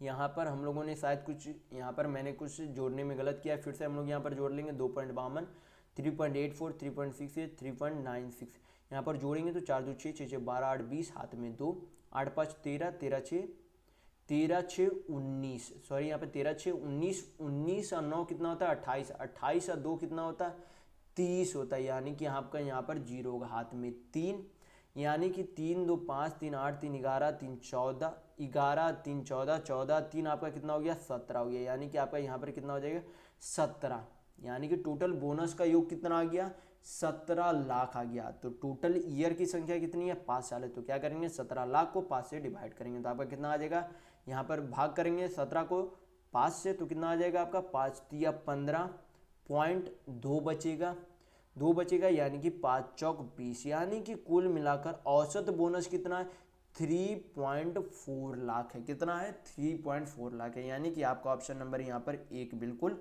सही होगा। तो चलिए बढ़ते हैं नेक्स्ट क्वेश्चन की ओर। तो देखेंगे क्वेश्चन नंबर 14। यहाँ पर दिया गया है क्वेश्चन में कि एक राशि साधारण ब्याज की समान दर पर 5 वर्षों में 8,000 रुपये और 8 वर्ष बाद 9800 रुपये राशि हो जाती है। यानी कि कोई भी राशि है जिन पर क्या लग रहा है साधारण ब्याज यानी कि सिंपल इंटरेस्ट क्या लग रहा है ब्याज लग रहा है। तो 5 सालों में कुल जो है टोटल अमाउंट कितना हो जाता है 8,000 रुपया हो जाता है। फिर उसी धनराशि पर 8 वर्षों में कुल अमाउंट यानी कि कुल मिश्र धन कितना हो जाता है 9800 रुपया हो जाता है। तो आपसे पूछा जा रहा है कि प्रति वर्ष ब्याज दर कितना है। तो साधारण ब्याज आपको पता होना चाहिए कि साधारण ब्याज पहले साल में जितना ब्याज लगेगा, यानी कि पहले साल में जितना रुपये का ब्याज लगेगा उतना ही ब्याज आपके आने वाले अगले कई सालों में लगेंगे। यानी कि जितना ब्याज आपके पहले साल में लगा उतना ही ब्याज आपके दूसरे साल में, उतना ही ब्याज आपके तीसरे साल में, उतने ही ब्याज आपके चौथे, पांचवें, छठे, सातवें, आठवें सभी सालों में लगेंगे। तो यहाँ पर जब हम लोग समय में अंतर करेंगे तो समय में अंतर कितने साल का है 3 साल का अंतर है। और जब यहाँ पर मिश्र धन में अंतर करेंगे तो मिश्र धन में अंतर कितने का आ जाता है, यहाँ पर अंतर आ जाता है 1800 रुपये का अंतर आ जाता है। यानी कि 3 साल का ये 1800 रुपये क्या है ब्याज है, यानी कि सिंपल इंटरेस्ट है। क्योंकि मैंने अभी आपको बताया कि प्रत्येक साल में ब्याज क्या मिलता है साधारण ब्याज में बराबर बराबर मिलते हैं। यानी कि ये 3 साल के कुल ब्याज कितने हैं 1800 रुपये। तो क्या हम लोग यहाँ पर 1 साल का ब्याज निकाल सकते हैं, तो बिल्कुल निकाल सकते। तो यहाँ पर अगर 3 साल का ब्याज 1800 रुपये है तो 3 को जब 1800 से काटेंगे तो कितना बार में चला जाएगा 600 बार में चला जाएगा। यानी कि 1 साल का ब्याज कितने है 600 रुपया ब्याज है। 1 साल में कितना ब्याज हो हमें आ गया ये 600 रुपया ब्याज लगता है। तो इन 5 सालों में टोटल कितना ब्याज लगा होगा, अगर 1 साल में 600 रुपये का साधारण ब्याज लगता है तो टोटल इन 5 सालों में कितना ब्याज लगा होगा, तो 6 पचे 3, अगर यहाँ पर 5 से गुना करेंगे तो कितना आ जाएगा 6 पचे 30 यानी कि 3000। यानी कि इन 5 सालों में कुल मिलाकर 3000 ब्याज है। यानी कि इन 8,000 रुपये में से 3,000 रुपये उसे क्या है, ब्याज है, क्योंकि ये 8,000 रुपये आपका क्या है, मिश्र धन यानी कि अमाउंट है। तो सिंपल इंटरेस्ट बराबर क्या होता है, अमाउंट माइनस प्रिंसिपल होता है, यानी कि साधारण ब्याज बराबर मिश्र धन माइनस मूलधन होता है आपका। यानी कि अगर 3,000 रुपये साधारण ब्याज है तो 8,000 रुपये में से 3,000 रुपये क्या है, साधारण ब्याज है, यानी कि आपका प्रिंसिपल मूलधन कितना हो जाएगा, 8,000 माइनस 3,000 यानी कि 5,000 रुपये क्या हो जाएगा, आपका मूलधन हो जाएगा। तो अब हमें क्या पता है, हमें 1 साल का साधारण ब्याज भी पता है और हमें ये भी पता है कि राशि कितना था, यानी कि मूलधन कितना था। तो यहाँ पर से हम लोग रेट यानी कि ब्याज दर निकाल सकते हैं। तो यहाँ पर 1 साल का ब्याज कितना है, 600 रुपये, और जो है किस पर जो है ब्याज हमें मिल रहा है, इन 5,000 रुपये पे ब्याज मिल रहा है प्रति साल। हमें रेट यानी कि परसेंट में वैल्यू निकालना है, तो 100 से गुना करेंगे, हल करेंगे यहाँ पर, तो 2 शून्य 2 शून्य चला गया, 1 शून्य 1 शून्य, 12 से 5 से 60 को काटेंगे कितना बार में चला जाएगा, 12 बार में चला जाएगा। यानी कि आपका रेट यानी कि दर कितना आ गया, 12% आ गया। रेट यानी कि दर कितना आ गया, 12%, यानी कि आपका सिंपल इंटरेस्ट यानी कि साधारण ब्याज प्रति वर्ष कितना लग रहा था, 12% लग रहा था। तो यहाँ पर आपका ऑप्शन नंबर 2 बिल्कुल सही होगा। तो चलिए बढ़ते हैं नेक्स्ट क्वेश्चन की ओर। तो देखेंगे क्वेश्चन नंबर 50। यहाँ पर दिया गया है क्वेश्चन में कि 32 वस्तुओं का क्रय मूल्य यक्ष वस्तुओं के विक्रय मूल्य के समान है। क्या बोला गया क्वेश्चन में, क्वेश्चन में आपसे बोला गया कि 32 वस्तुओं का क्रय मूल्य यक्ष वस्तुओं के विक्रय मूल्य के समान है। फिर बोला गया कि यदि लाभ 28% होता है, यानी कि 32 वस्तुओं का जब यक्ष वस्तुओं के विक्रय मूल्य के बराबर होता है, यानी कि यक्ष वस्तुएं जब बेची जाती है तो उसे जो है कुल मिलाकर 28% का लाभ होता है। तो पूछा जा रहा है आपसे कि यक्ष का मान कितना है, यानी कि टोटल जो है कितने वस्तुओं को बेचा गया था। तो जब हम लोग 28% को फ्रैक्शन में चेंज करेंगे तो कितना वैल्यू आ जाएगा, 7/25 आ जाएगा। मैं आपको पहले वाले वीडियो में काफ़ी बार बता चुका हूँ कि परसेंट को फ्रैक्शन में किस तरीके से चेंज किया जाता है। जैसे कि यहाँ पर क्वेश्चन में क्या दिया गया, 28% दिया गया, परसेंट को हटाएंगे तो नीचे क्या आ जाएगा, 100 आ जाएगा। अब क्या करेंगे, ऊपर नीचे 4 से काट लेंगे तो 4 सते 28 हो गया। यहाँ पर 4 से काटेंगे तो 25 चौक 100 हो जाएगा, यानी कि 28% को हम लोग 7/25 लिख सकते हैं फ्रैक्शन के रूप में। हम लोग फ्रैक्शन में चेंज इसलिए करते हैं क्योंकि इससे आसानी से बहुत सारे प्रश्न हल हो जाते हैं। तो यहाँ पर से हमें क्या पता चलता है कि अगर 28% का वैल्यू यहाँ पर क्या आ गया, 7/25 आ गया, तो यहाँ पर से हमें पता चल रहा है कि 25 यूनिट की कोई वस्तु, 25 यूनिट अगर उसका दाम 25 यूनिट था तो 25 यूनिट की कोई वस्तु को 7 यूनिट के लाभ पर बेचा जा रहा है। यानी कि एक वस्तु का सीपी अगर 25 यूनिट है तो उसे लाभ जो है बेचने पर, यानी कि एक वस्तु का अगर दाम 25 यूनिट है तो उसे कितने के लाभ पर बेचा जा रहा है, तो 7 यूनिट के लाभ पर बेचा जा रहा है।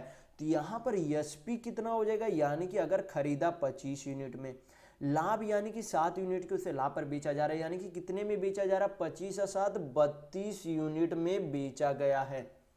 कितने यूनिट में बेचा गया, 32 यूनिट में बेचा गया है। तो यहाँ पर से हमें क्या पता चलता है कि एक वस्तु का दाम 25 यूनिट और एक वस्तु को बेचा गया कितने में, 32 यूनिट में बेचा गया। तो यहाँ पर बोला गया कि 32 वस्तुओं के खरीदने का जितना पैसा है उतना ही पैसा जो है यक्ष वस्तुओं के बेचने के बराबर है। यानी कि अगर 32 वस्तुएं हैं उसे जो है 25 यूनिट के दर से, यानी कि मान लें यहाँ पर कि 25 रुपये के दर से खरीदा गया, 32 वस्तुएं जो है, एक वस्तु का दाम 25 रुपये है और उसे 32 वस्तुएं खरीदा, तो टोटल जो है यहाँ पर क्या करेंगे, 25 से गुना करेंगे तो उन 32 वस्तुओं का कुल दाम निकल जाएगा। तो इसी यानी कि इन 32 वस्तुओं के कुल दाम के बराबर किसके दाम के बराबर है, इन यक्ष वस्तुओं को जितना रुपये में बेचा गया है। एक वस्तुओं को कितना में बेचा गया, 32 रुपये में बेचा गया। एक वस्तु को 32 रुपये में बेचा गया और टोटल कितने वस्तु बेचे गए, यक्स वस्तु बेचे गए। तो इनका मूल्य और इनका मूल्य क्या है, आपस में बराबर है। हल करेंगे तो क्या निकल जाएगा, यक्स का वैल्यू निकल जाएगा। तो 32 से 32 चला गया तो यक्स बराबर आपका कितना आ गया, 25 आ गया। यानी कि कुल मिलाकर उसने 25 वस्तुओं को बेच दिया था। तो यहाँ पर आपका ऑप्शन नंबर 4 बिल्कुल सही होगा। तो चलिए बढ़ते हैं नेक्स्ट क्वेश्चन की ओर। तो देखेंगे क्वेश्चन नंबर 16। यहाँ पर क्वेश्चन में आपका दिया गया है कि एक निश्चित राशि चक्रवृद्धि ब्याज पर 3 वर्ष में 8500 रुपये और 4 वर्ष में 9520 रुपया होगी। यानी कि 3 वर्ष में अमाउंट यानी कि मिश्र धन कितना हो जाता है, 8500 रुपये हो जाते हैं। फिर बोला गया कि 4 वर्षों में, 3 वर्षों में अमाउंट यानी कि मिश्र धन 8500 रुपये हो जाते हैं और 4 वर्षों में अमाउंट यानी कि मिश्र धन कितना हो जाता है, 9520 रुपया हो जाते हैं। तो आपसे पूछा जा रहा है कि प्रति वर्ष ब्याज दर कितना है।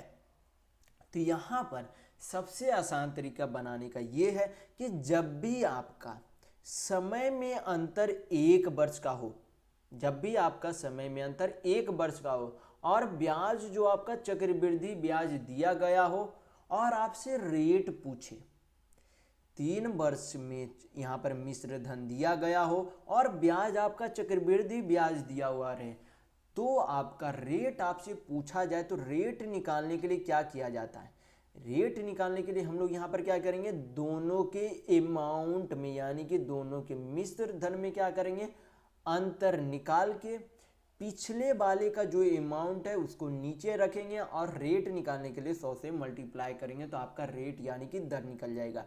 लेकिन आपको ये ध्यान रखना है कि ये तरीका आपका जब अंतर समय में 1 वर्ष का रहेगा तभी आप ये इस तरीके से इस मैथ को बना सकते हैं। तो यहाँ पर हमेशा ध्यान रखिएगा कि समय हमेशा 1 वर्ष का रहे अंतर, यानी कि समय का अंतर 1 वर्ष रहे। तो यहाँ पर क्या करेंगे, दोनों के मिश्र धन का यहाँ पर अंतर निकालेंगे तो कितना हो जाएगा, 500 इधर 500 इधर, यानी कि 5 5 1000, यानी कि 1020 रुपये का दोनों के अमाउंट यानी कि मिश्र धन में अंतर है। और पिछला अमाउंट यानी कि पिछला मिश्र धन कितना था, 8500 था, यहाँ पर 8500 लिख देंगे। रेट को परसेंट में लाना है तो यहाँ पर परसेंट में चेंज करने के लिए क्या करेंगे, 100 से मल्टीप्लाई करेंगे। यहाँ पर वैल्यू निकालेंगे तो 2 शून्य 2 शून्य चला जाएगा, काटेंगे यहाँ पर 17 25 85, 17 छक 2 तक से यहाँ पर 60 बार में 5 से काटेंगे 60 को तो 12 बार में चला जाएगा। यानी कि रेट यानी कि आपका दर कितना आ गया, 12% आ गया। कितना आ गया, 12%। तो यानी कि आपका यहाँ पर ऑप्शन नंबर 2 बिल्कुल सही होगा। तो चलिए बढ़ते हैं नेक्स्ट क्वेश्चन की ओर। तो देखेंगे क्वेश्चन नंबर 17।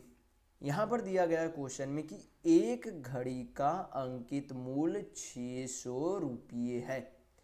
एक घड़ी का अंकित मूल्य यानी कि मार्क्ड प्राइस कितना है, 600 रुपये है। फिर बोला गया कि एक दुकानदार को 2 क्रमिक छूट देता है। अगर बोला गया कि एक घड़ी का अंकित मूल्य 600 रुपये है, फिर बोला गया कि एक दुकानदार को 2 क्रमिक छूट देता है और 459 रुपये में बेचता है। 2 क्रमिक छूट देता है तो 600 रुपया अंकित किया था, बेच कितने में देता है, 459 रुपये में बेच देता है। फिर बोला गया कि यदि पहली छूट 10% है तो दूसरी छूट कितने प्रतिशत की दी गई थी, आपसे पूछा जा रहा है। तो सबसे पहले अंकित मूल्य जो है, शुरुआती अंकित मूल्य कितना था, 600 रुपये था। 600 रुपये पे क्या किया गया, 10% का छूट दिया गया, यानी कि 600 का 10% छूट दे दिया गया 600 पर। तो 600 का 10% कितना होता है, तो 60 रुपये होता है। यहाँ पर क्वेश्चन में बोला गया कि 600 रुपया अंकित मूल्य है, उस पर 10% की छूट दी जाती है, यानी कि 600 का 10% छूट दे दिया जाता है। तो 600 का 10% कितना होता है, तो 60 रुपये होता है। यानी कि 600 रुपये पर 60% की छूट दी गई, यानी कि उसे जो है पहले छूट के बाद उसका अंकित मूल्य कितना हो गया, 540 रुपये। यानी कि अगर उसे पहला छूट दे दिया गया था उस समय उसका दाम कितना हो गया था, 540 रुपया हो गया था। लेकिन इसे पहले छूट के बाद नहीं बेचा गया, उसे जो है एक और छूट दिया गया और 459 रुपये में बेचा गया। यानी कि अगर दूसरे पहला छूट देने के बाद उसका अंकित मूल्य 540 रुपया था और उसे बेचा 459 रुपये में, तो उसे जो है अगला कितने रुपये का छूट दिया गया होगा? 540 रुपया अगर नया मूल्य है और 459 में बेचा, तो यानी कि दोनों के मूल्य में अंतर कितना है? तो इधर आपका हो गया कितना? 40, उधर आपका 40, यानी कि 40 40 80 है कि 81, यानी कि दूसरा छूट 81 रुपये दिया गया था। 540 माइनस 459 करेंगे तो आपका कितना आ जाएगा? 81, यानी कि दूसरा छूट 81 रुपये का दिया गया था। छूट जो है किस पे दिया गया था? 540 रुपये का। 540 रुपये पे दूसरा छूट दिया गया था, यानी कि 81 रुपये का छूट दिया गया था। किस पे छूट दिया गया था? 540 रुपये पर छूट दिया गया था। वैल्यू हमें परसेंट में चाहिए तो क्या करेंगे? 100 से मल्टीप्लाई करेंगे। अब क्या करेंगे? इसे हल करेंगे तो 0 0 चला गया। 27 दूनी 54, 27 तिया 81, 2 से 10 को काटेंगे कितना बार में चला जाएगा? 5 बार में चला जाएगा, यानी कि 5 तिया आपका कितना आ गया? 15%। यानी कि उसे दूसरा छूट, उस घड़ी पर दूसरा छूट कितने परसेंट का दिया गया था? 15% का छूट दिया गया था, दूसरा छूट। यानी कि यहाँ पर आपका ऑप्शन नंबर 2 बिल्कुल सही होगा। तो चलिए बढ़ते हैं नेक्स्ट क्वेश्चन की ओर। तो देखेंगे क्वेश्चन नंबर 18। ये आपका क्या है? सिंप्लीफिकेशन का क्वेश्चन है। मैं आपको इस वीडियो में ही बॉड मास थ्योरम बता चुका हूँ कि क्या होता है। तो चलिए सिंप्लीफिकेशन को हल करेंगे। तो सबसे पहले क्या करेंगे? स्मॉल ब्रैकेट का हल करेंगे। तो स्मॉल ब्रैकेट का हल करेंगे तो यहाँ पर कितना दिया गया? 8.3, यानी कि 8.3 माइनस 3.3 है। तो 8.3 में से 3.3 चला गया तो कितना बचेगा? 5 बचेगा। कितना बचेगा? 5 बचेगा। फिर अब क्या करना? ब्रैकेट का अंदर का वैल्यू कितना आ गया? 5 आ गया। बाहर क्या? ऑफ। ऑफ का मतलब क्या होता है? गुना होता है। तो गुना हमें किससे करना है? 5 इंटू 0.5 से गुना करेंगे।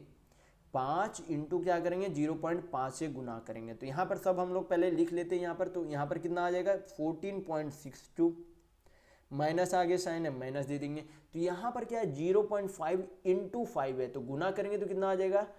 5 पचे 25, यानी कि 2.5 आ जाएगा। कितना आ जाएगा? 2.5 आ जाएगा। आगे क्या है? प्लस का साइन है, प्लस दे देंगे। यहाँ पर क्या है?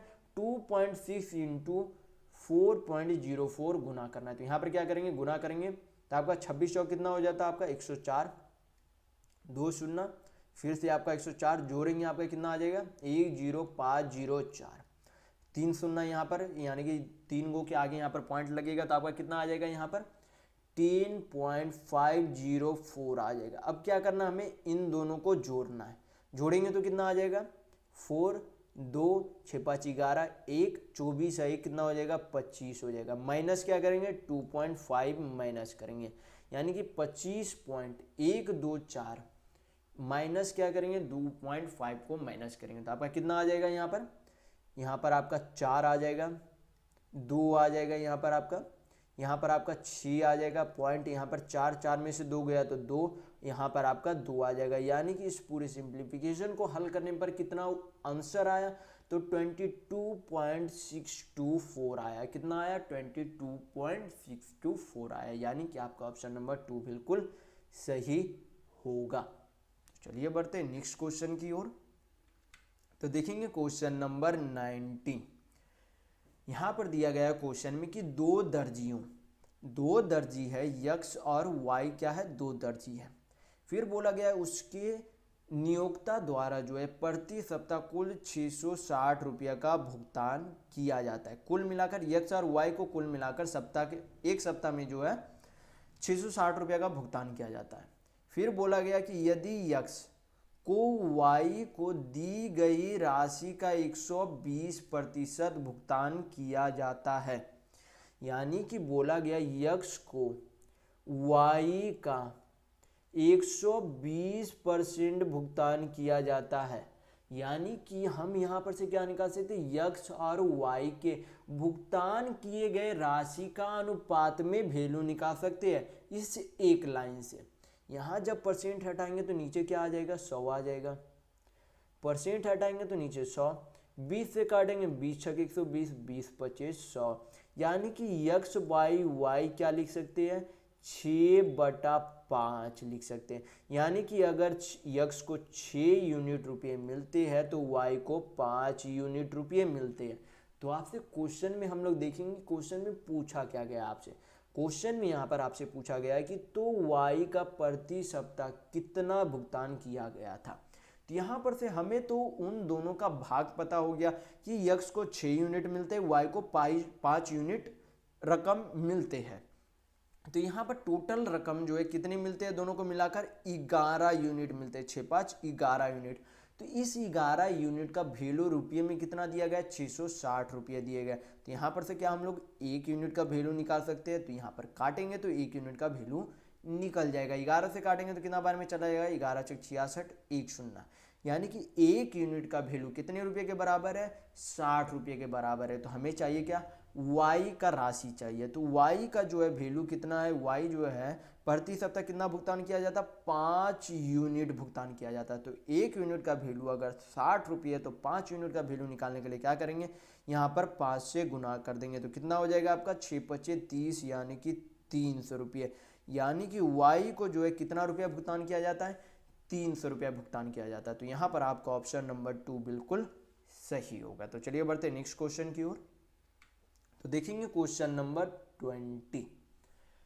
यहाँ पर दिया गया है क्वेश्चन में कि 100 संतरे 450 रुपये की दर से खरीदे गए और 60 रुपये प्रति दर्जन की दर से बेच दिए गए। तो आपसे पूछा जा रहा है कि लाभ या हानि प्रतिशत कितना होगा। तो हमें यहाँ पर पता होना चाहिए कि एक संतरे को बेचने पर जितना लाभ या हानि प्रतिशत होगा उतना ही लाभ या हानि प्रतिशत कुल संतरे को बेचने पर होगा। आपको क्वेश्चन से पता चलेगा, पढ़ने पर अगर आप ध्यानपूर्वक पढ़ेंगे तो आपको यहाँ पर पता चलेगा कि एक संतरे का जितना प्रतिशत लाभ या हानि प्रतिशत होगा उतना ही प्रतिशत कुल संतरे को बेचने पर लाभ या हानि प्रतिशत होगा। तो यहाँ पर हम लोग कुल लाभ या हानि प्रतिशत नहीं निकालकर एक संतरे का लाभ या हानि प्रतिशत निकालेंगे। तो यहाँ पर क्या बोला गया, बोला गया कि 100 संतरे को 450 रुपये में खरीदा गया। तो एक संतरे को कितने में खरीदा गया होगा, तो कुल पैसे को क्या करेंगे, नंबर ऑफ संतरे यानी कि कुल ऑरेंज से यहाँ पर भागा देंगे। तो कितना आ जाएगा, 0 0 चला गया, पॉइंट में वैल्यू कितना आ जाएगा, 4.5। यानी कि एक संतरे को 4.5 रुपये में खरीदा गया था और बेचा कितने में गया, एक दर्जन को 60 रुपये में बेचा। और एक दर्जन में कितने संतरे होंगे, 12 संतरे होंगे। तो 12 को जब 60 से भाग देंगे तो कितना आ जाएगा, 5 आ जाएगा। यानी कि खरीदा गया एक संतरे में 4.5 रुपये में और उसे बेच दिया गया 5 रुपये में। खरीदा गया एक संतरे 4.5 रुपये में, एक संतरा खरीदा गया और उसे बेच दिया गया 5 रुपये में। यानी कि एक संतरे को बेचने पर लाभ कितने का हो रहा है, 0.5 रुपये का लाभ हो रहा है। यानी कि 0.5 रुपये का लाभ हो रहा है। तो लाभ हमेशा किस पे गणना की जाती है, सीपी यानी कि क्रय मूल्य पर की जाती है। तो यानी कि एक संतरे का क्रय मूल्य कितना, 4.5 रुपये। 4.5 रुपये परसेंट में इसे चेंज करना है तो परसेंट में 100 से मल्टीप्लाई कर देंगे। पॉइंट हटा देंगे क्योंकि दोनों एक एक डिजिट के बाद है। 5 से काटेंगे तो 5 नंबर 45। पूर्णांक में आपका आंसर दिया गया तो पूर्णांक में इसे चेंज करेंगे तो कितना आ जाएगा, 11.1/9 आ जाएगा। यानी कि ये आपका क्या आ गया, मिक्स्ड फ्रैक्शन में फेल हुआ गया। यानी कि कितना पूर्णांक आ गया, 11.1/9 आंसर आपका आ गया। यानी कि यहाँ पर आपका ऑप्शन नंबर 2 बिल्कुल सही होगा। तो चलिए बढ़ते हैं नेक्स्ट क्वेश्चन की ओर। तो देखेंगे क्वेश्चन नंबर 21। यहाँ पर क्वेश्चन में दिया गया है कि ए और बी जो है 15 दिनों में एक कार्य कर सकते हैं। यानी कि ए और बी मिलकर एक कार्य को 15 दिनों में कर सकते हैं। फिर बोला गया कि बी और सी उसी कार्य को 20 दिनों में कर सकते हैं। फिर आगे आपसे क्वेश्चन में बोला गया कि ए जो है सी से 2 गुना अच्छा श्रमिक है। तो यहाँ पर सबसे पहले हम लोग सारा लिख लेते कि यहाँ पर बोला क्या गया। यहाँ पर बोला गया कि ए और बी मिलकर कितने समय में कर लेते हैं काम, 15 दिनों में कर लेते हैं। फिर बी और सी जो है कितने दिनों में कर लेते हैं, 20 दिनों में कर लेते हैं।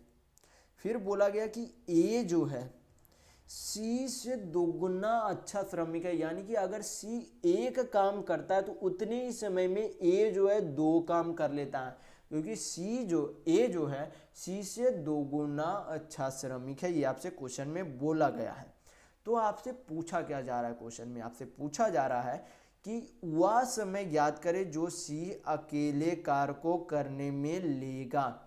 तो यहाँ पर ये आपका क्या आ गया, ए और सी का इफिशियंसी यानी कि कार्य क्षमता आ गई। यहाँ पर क्या आ गया, ए और सी की कार्य क्षमता आ गई।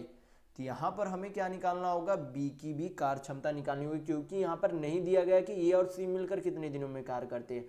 और आपको यहाँ पर मैं पहले वाली वीडियो में काफ़ी बार एक फार्मूला बता चुका हूँ, वो भी आपको याद होना चाहिए। क्या होता है, टोटल वर्क बराबर, यानी कि कुल कार्य बराबर क्या होता है, इफिशियंसी इंटू टाइम होता है, यानी कि कार्य क्षमता इंटू समय होता है। या फिर time is equal to total work बराबर आप क्या बोलते हैं, इफिशियंसी भी बोल सकते हैं, यानी कि समय बराबर कुल कार्य बटा कार्य क्षमता होता है। दोनों फार्मूला एक ही है, दोनों को अलग तरह से लिखा गया है बस। तो यहाँ पर क्या करेंगे, हमें सी की इफिशियंसी भी निकालनी पड़ेगी ताकि हम लोग टोटल वर्क निकाल सके। तो टोटल वर्क निकालने के लिए क्या करेंगे, बी का इफिशियंसी भी निकालना पड़ेगा। तो सबसे पहले बी की इफिशियंसी निकालने के लिए क्या करेंगे, 15 और 20 का एलसीएम लेंगे। तो 15 और 20 का एलसीएम यानी कि लघुत्तम कितना होता है, 60 होता है। 60 को अब क्या करेंगे, 15 से भाग देंगे तो कितना आ जाएगा, 4 आ जाएगा। यानी कि ए और बी मिलकर एक दिन में 4 काम करते हैं। फिर क्या करेंगे, 60 को 20 से भाग देंगे तो कितना आ जाएगा, 3 आ जाएगा। यानी कि बी और सी एक दिन में कितना काम करते हैं, 3 काम करते हैं। बी और सी एक दिन में कितना काम करते हैं, 3 काम करते हैं। तो यहाँ पर क्वेश्चन में आपसे बोला, यहाँ पर दिया गया था क्वेश्चन में कि ए जो एक दिन में 2 काम करता है और सी जो एक दिन में 1 काम करता है। तो यहाँ पर से क्या हम लोग बी का वैल्यू निकाल सकते हैं, तो बिल्कुल निकाल सकते हैं। जैसे कि यहाँ पर बोला गया कि ए जो है एक दिन में 2 काम करता है और ए और बी मिलकर दोनों मिलकर 4 काम करते हैं। तो क्या 4 में से जब 2 को घटाएंगे तो क्या निकल जाएगा, बी की कार्य क्षमता निकल जाएगी। अगर ए 2 काम करता है एक दिन में और ए और बी मिलकर 4 काम करते हैं तो क्या बी 2 काम करता होगा, ए 2 काम करता है, दोनों मिलकर 4 काम करते हैं। क्या बी जो है अकेले 2 काम करता होगा, क्योंकि ए और बी मिलाकर अब कितना हो गया, 4 काम हो गया। और यहाँ पर आगे बोला गया था बी और सी एक दिन में कितना काम करता है, 3 काम करता है। तो क्या सी 1 काम करता है, बी 2 काम करता है। तो यहाँ पर से भी क्या हो रहा है, बी और सी 3 काम करते हैं, यानी कि यहाँ पर से भी हमारा सही इफिशियंसी बैठ रहा है। तो यहाँ पर से हमें क्या पता चल गया, ए बी और सी की कार्य क्षमता पता चल गई। तो यहाँ पर से हम लोग क्या निकाल सकते हैं, टोटल वर्क। टोटल वर्क निकालने के लिए क्या किया जाता है, कार्य क्षमता इंटू समय किया जाता है। तो कार्य क्षमता इंटू समय अब हमें करने की जरूरत नहीं, क्योंकि यहाँ पर से हमें पता चल गया कि कितना काम करना है। यहाँ पर से हमें क्या पता चल गया कि करना कितना काम है। तो करना कितना काम है, 60 काम करना है। करना कितना काम है, 60 काम करना है। तो टाइम बराबर मैंने अभी आपको बताया कि टोटल वर्क बटा इफिशियंसी होता है। तो टोटल वर्क कितना, यानी कि कुल कार्य कितना करना है, 60 काम करना है। कितने की कार्य क्षमता से करेगा, 1 की कार्य क्षमता से करेगा। यानी कि सी अकेले उस कार्य को कितने दिनों में करेगा, 60 दिनों में करेगा। यानी कि इस प्रश्न का 60 दिन बिल्कुल सही आंसर होगा। तो अगर आपको वीडियो पसंद आ रहा है तो लाइक करते जरूर चलिएगा। तो चलिए बढ़ते हैं नेक्स्ट क्वेश्चन की ओर। तो देखेंगे क्वेश्चन नंबर 22। क्वेश्चन में दिया गया है कि सबसे बड़ी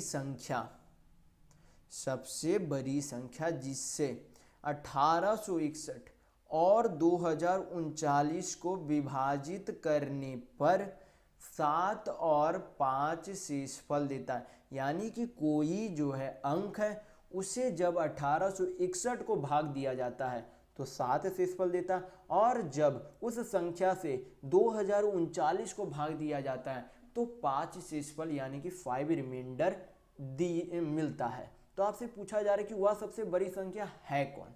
तो यहाँ पर क्या करेंगे, यहाँ पर 7 माइनस इसमें कर देंगे, इसमें 5 माइनस कर देंगे। तो माइनस करने पर जो अंक आएगा, माइनस करने पर जो नंबर आएगा वो संख्या क्या होनी चाहिए, वो संख्या उस नंबर से पूर्णता विभाज्य होगा।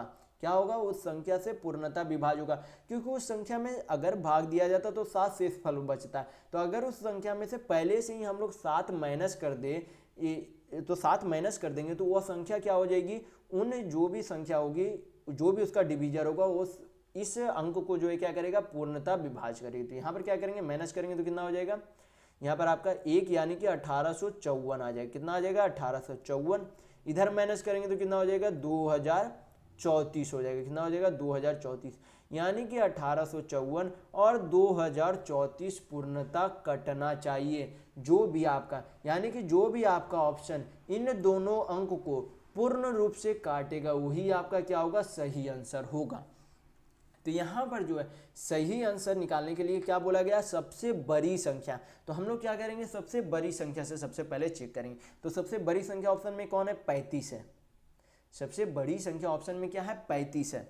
तो 35 से कटने का नियम क्या होना चाहिए, 35 से कटने का नियम ये होना चाहिए कि वो 5 से भी कटे और वो 7 से भी कटे। वो संख्या 35 से कटने का नियम क्या होता है कि वो संख्या 5 से भी कटे और 7 से भी कटे।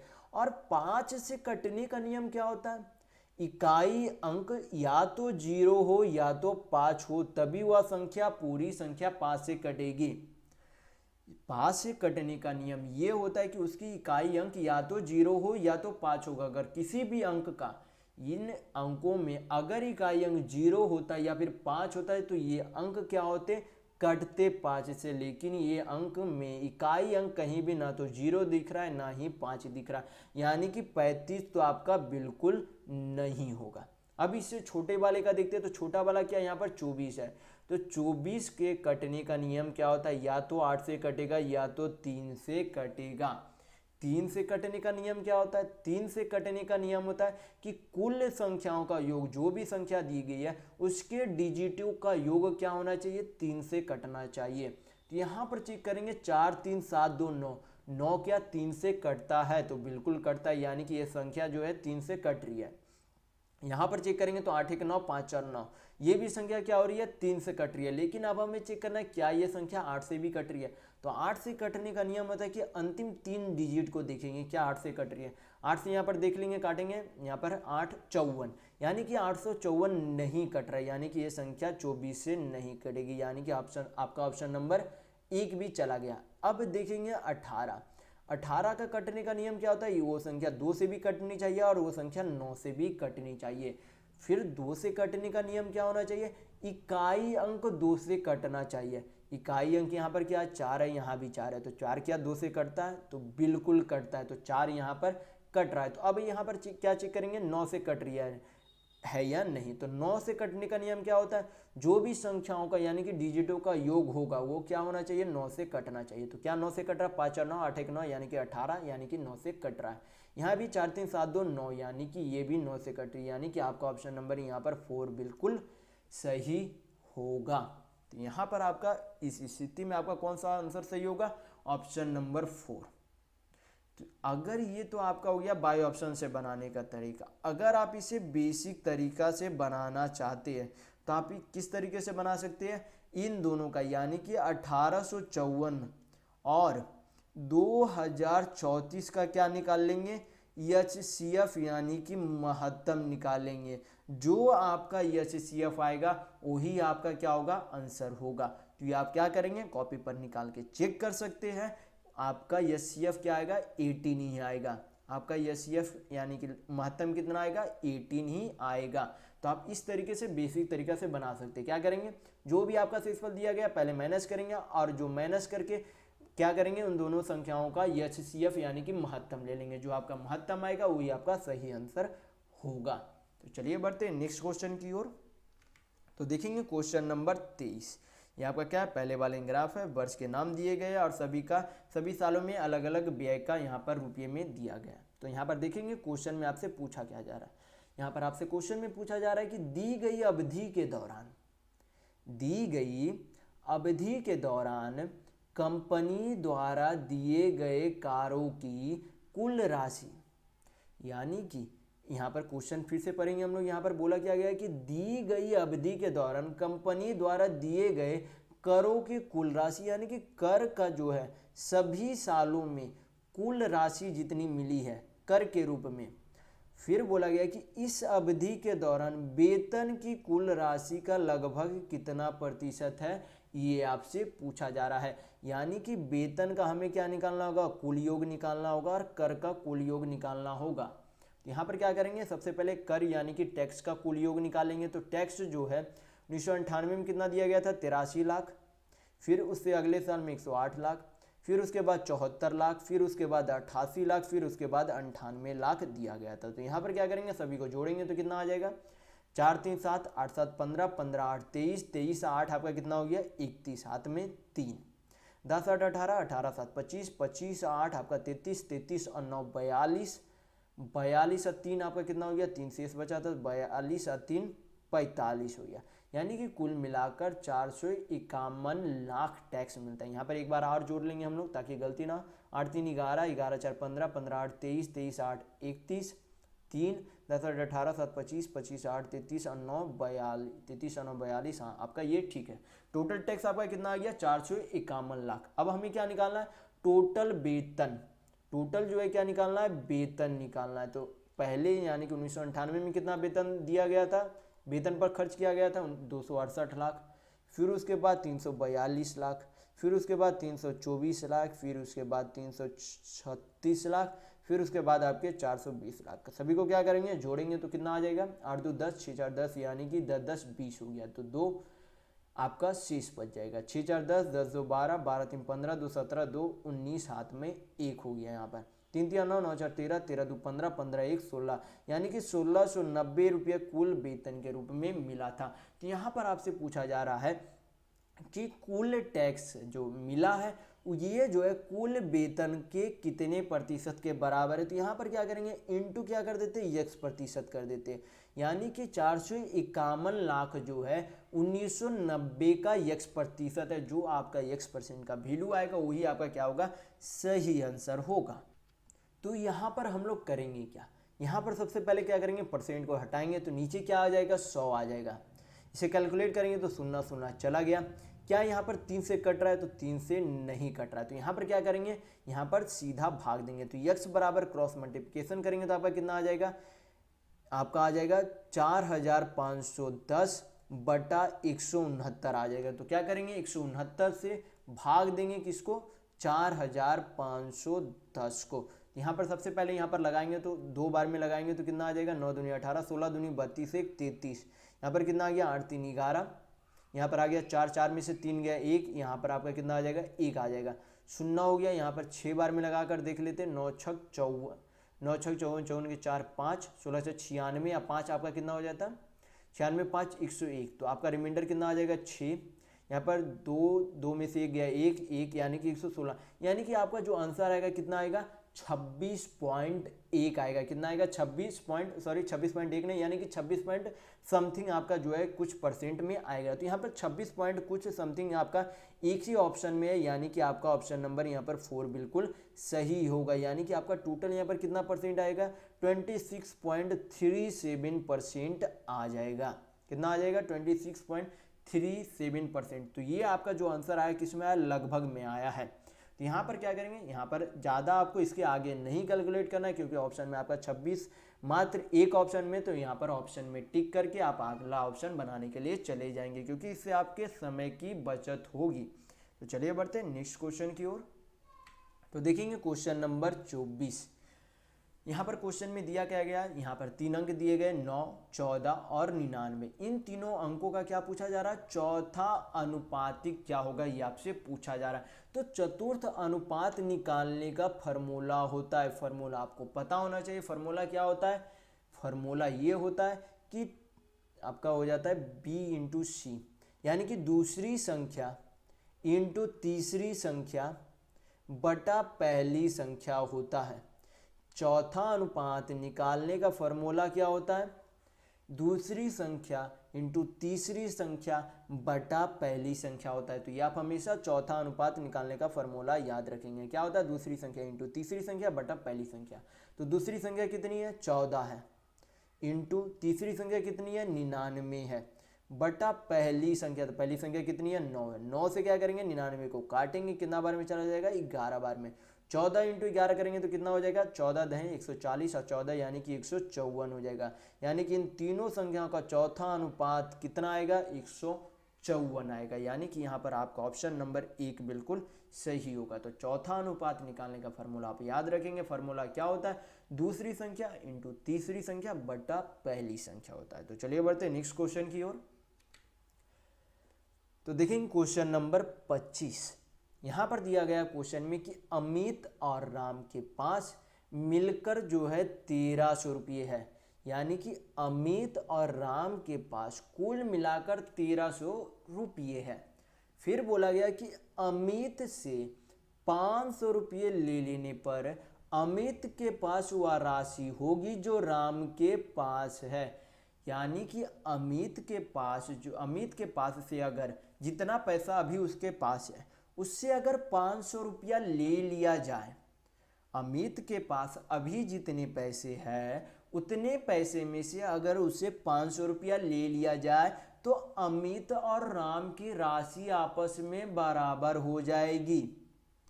अगर अमित के पास जितने पैसे अभी है उनमें से 500 रुपया ले लिया जाए तो अमित और राम की राशि क्या हो जाएगी? बराबर हो जाएगी। तो आपसे पूछा जा रहा है कि अमित और राम के पास शुरुआत में जो राशि थी उनका अनुपात क्या था।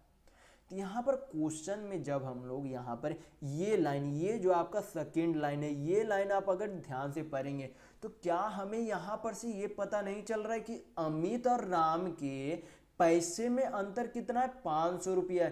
क्योंकि जब अमित के कुल राशि में से 500 रुपया ले लिया जाता है तब अमित और राम का राशि बराबर हो जाता है, यानी कि अमित के पास राम से 500 रुपया अधिक है। ये आपसे क्वेश्चन में बोलना चाह रहा है, यानी कि अगर अमित के पास, यहाँ पर कर लेते हैं, अमित आपका हो गया, एक आपका राम है, यानी कि अगर राम के पास यक्स रुपये है तो अमित के पास यक्स प्लस 500 रुपये है। ये आपसे क्वेश्चन में बोलना चाह रहा है अगर ये आप सेकेंड लाइन पढ़ेंगे, क्योंकि बोला गया है कि अगर अमित से 500 रुपया ले लिया जाएगा, अगर यहाँ पर से हम इससे क्या करें 500 रुपया ले लें, अगर यहाँ पर हम लोग इससे 500 रुपया ले ले तो क्या इसका वैल्यू यक्स नहीं आ जाएगा? तो क्या यहाँ पर दोनों का राशि बराबर नहीं हो गया? ये आपसे क्वेश्चन में बोलना चाह रहा है, यानी कि अगर राम यक्स रुपये है तो अमित के पास यक्स प्लस 500 रुपये है, यानी कि दोनों का योग, दोनों के राशि का योग कितना दिया गया है? यहाँ पर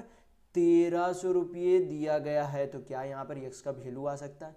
तो बिल्कुल यक्स का वैल्यू यहाँ पर आप निकाल सकते हैं। तो कितना हो जाएगा? 2x हो जाएगा। 500 इधर माइनस करेंगे तो 1300 में से 500 गया, यानी कि कितना हो जाएगा? यहाँ पर 800 हो जाएगा। कितना हो जाएगा? आप 800 2 से काटेंगे तो कितना बार में चला जाएगा? 400 बार में, यानी कि राम के पास कितने रुपये है? 400 रुपये है। और अमित के पास जो है कितने रुपये है? यक्स का वैल्यू अगर 400 है तो प्लस 500, यानी कि कुल मिलाकर अमित के पास 900 रुपये है।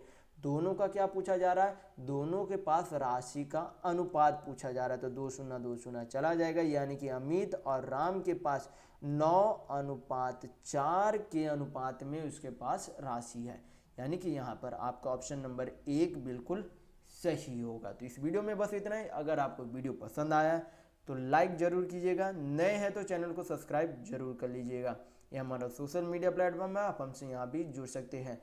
इसके लिंक आपको इस वीडियो के डिस्क्रिप्शन बॉक्स में मिल जाएंगे। और इस वीडियो को अपने दोस्तों के साथ शेयर करना बिल्कुल भी नहीं भूलिएगा, ताकि उन्हें भी इस वीडियो से लाभ मिल सके। तो इस वीडियो में बस इतना ही, मिलते हैं अगले वीडियो में, तब तक के लिए धन्यवाद।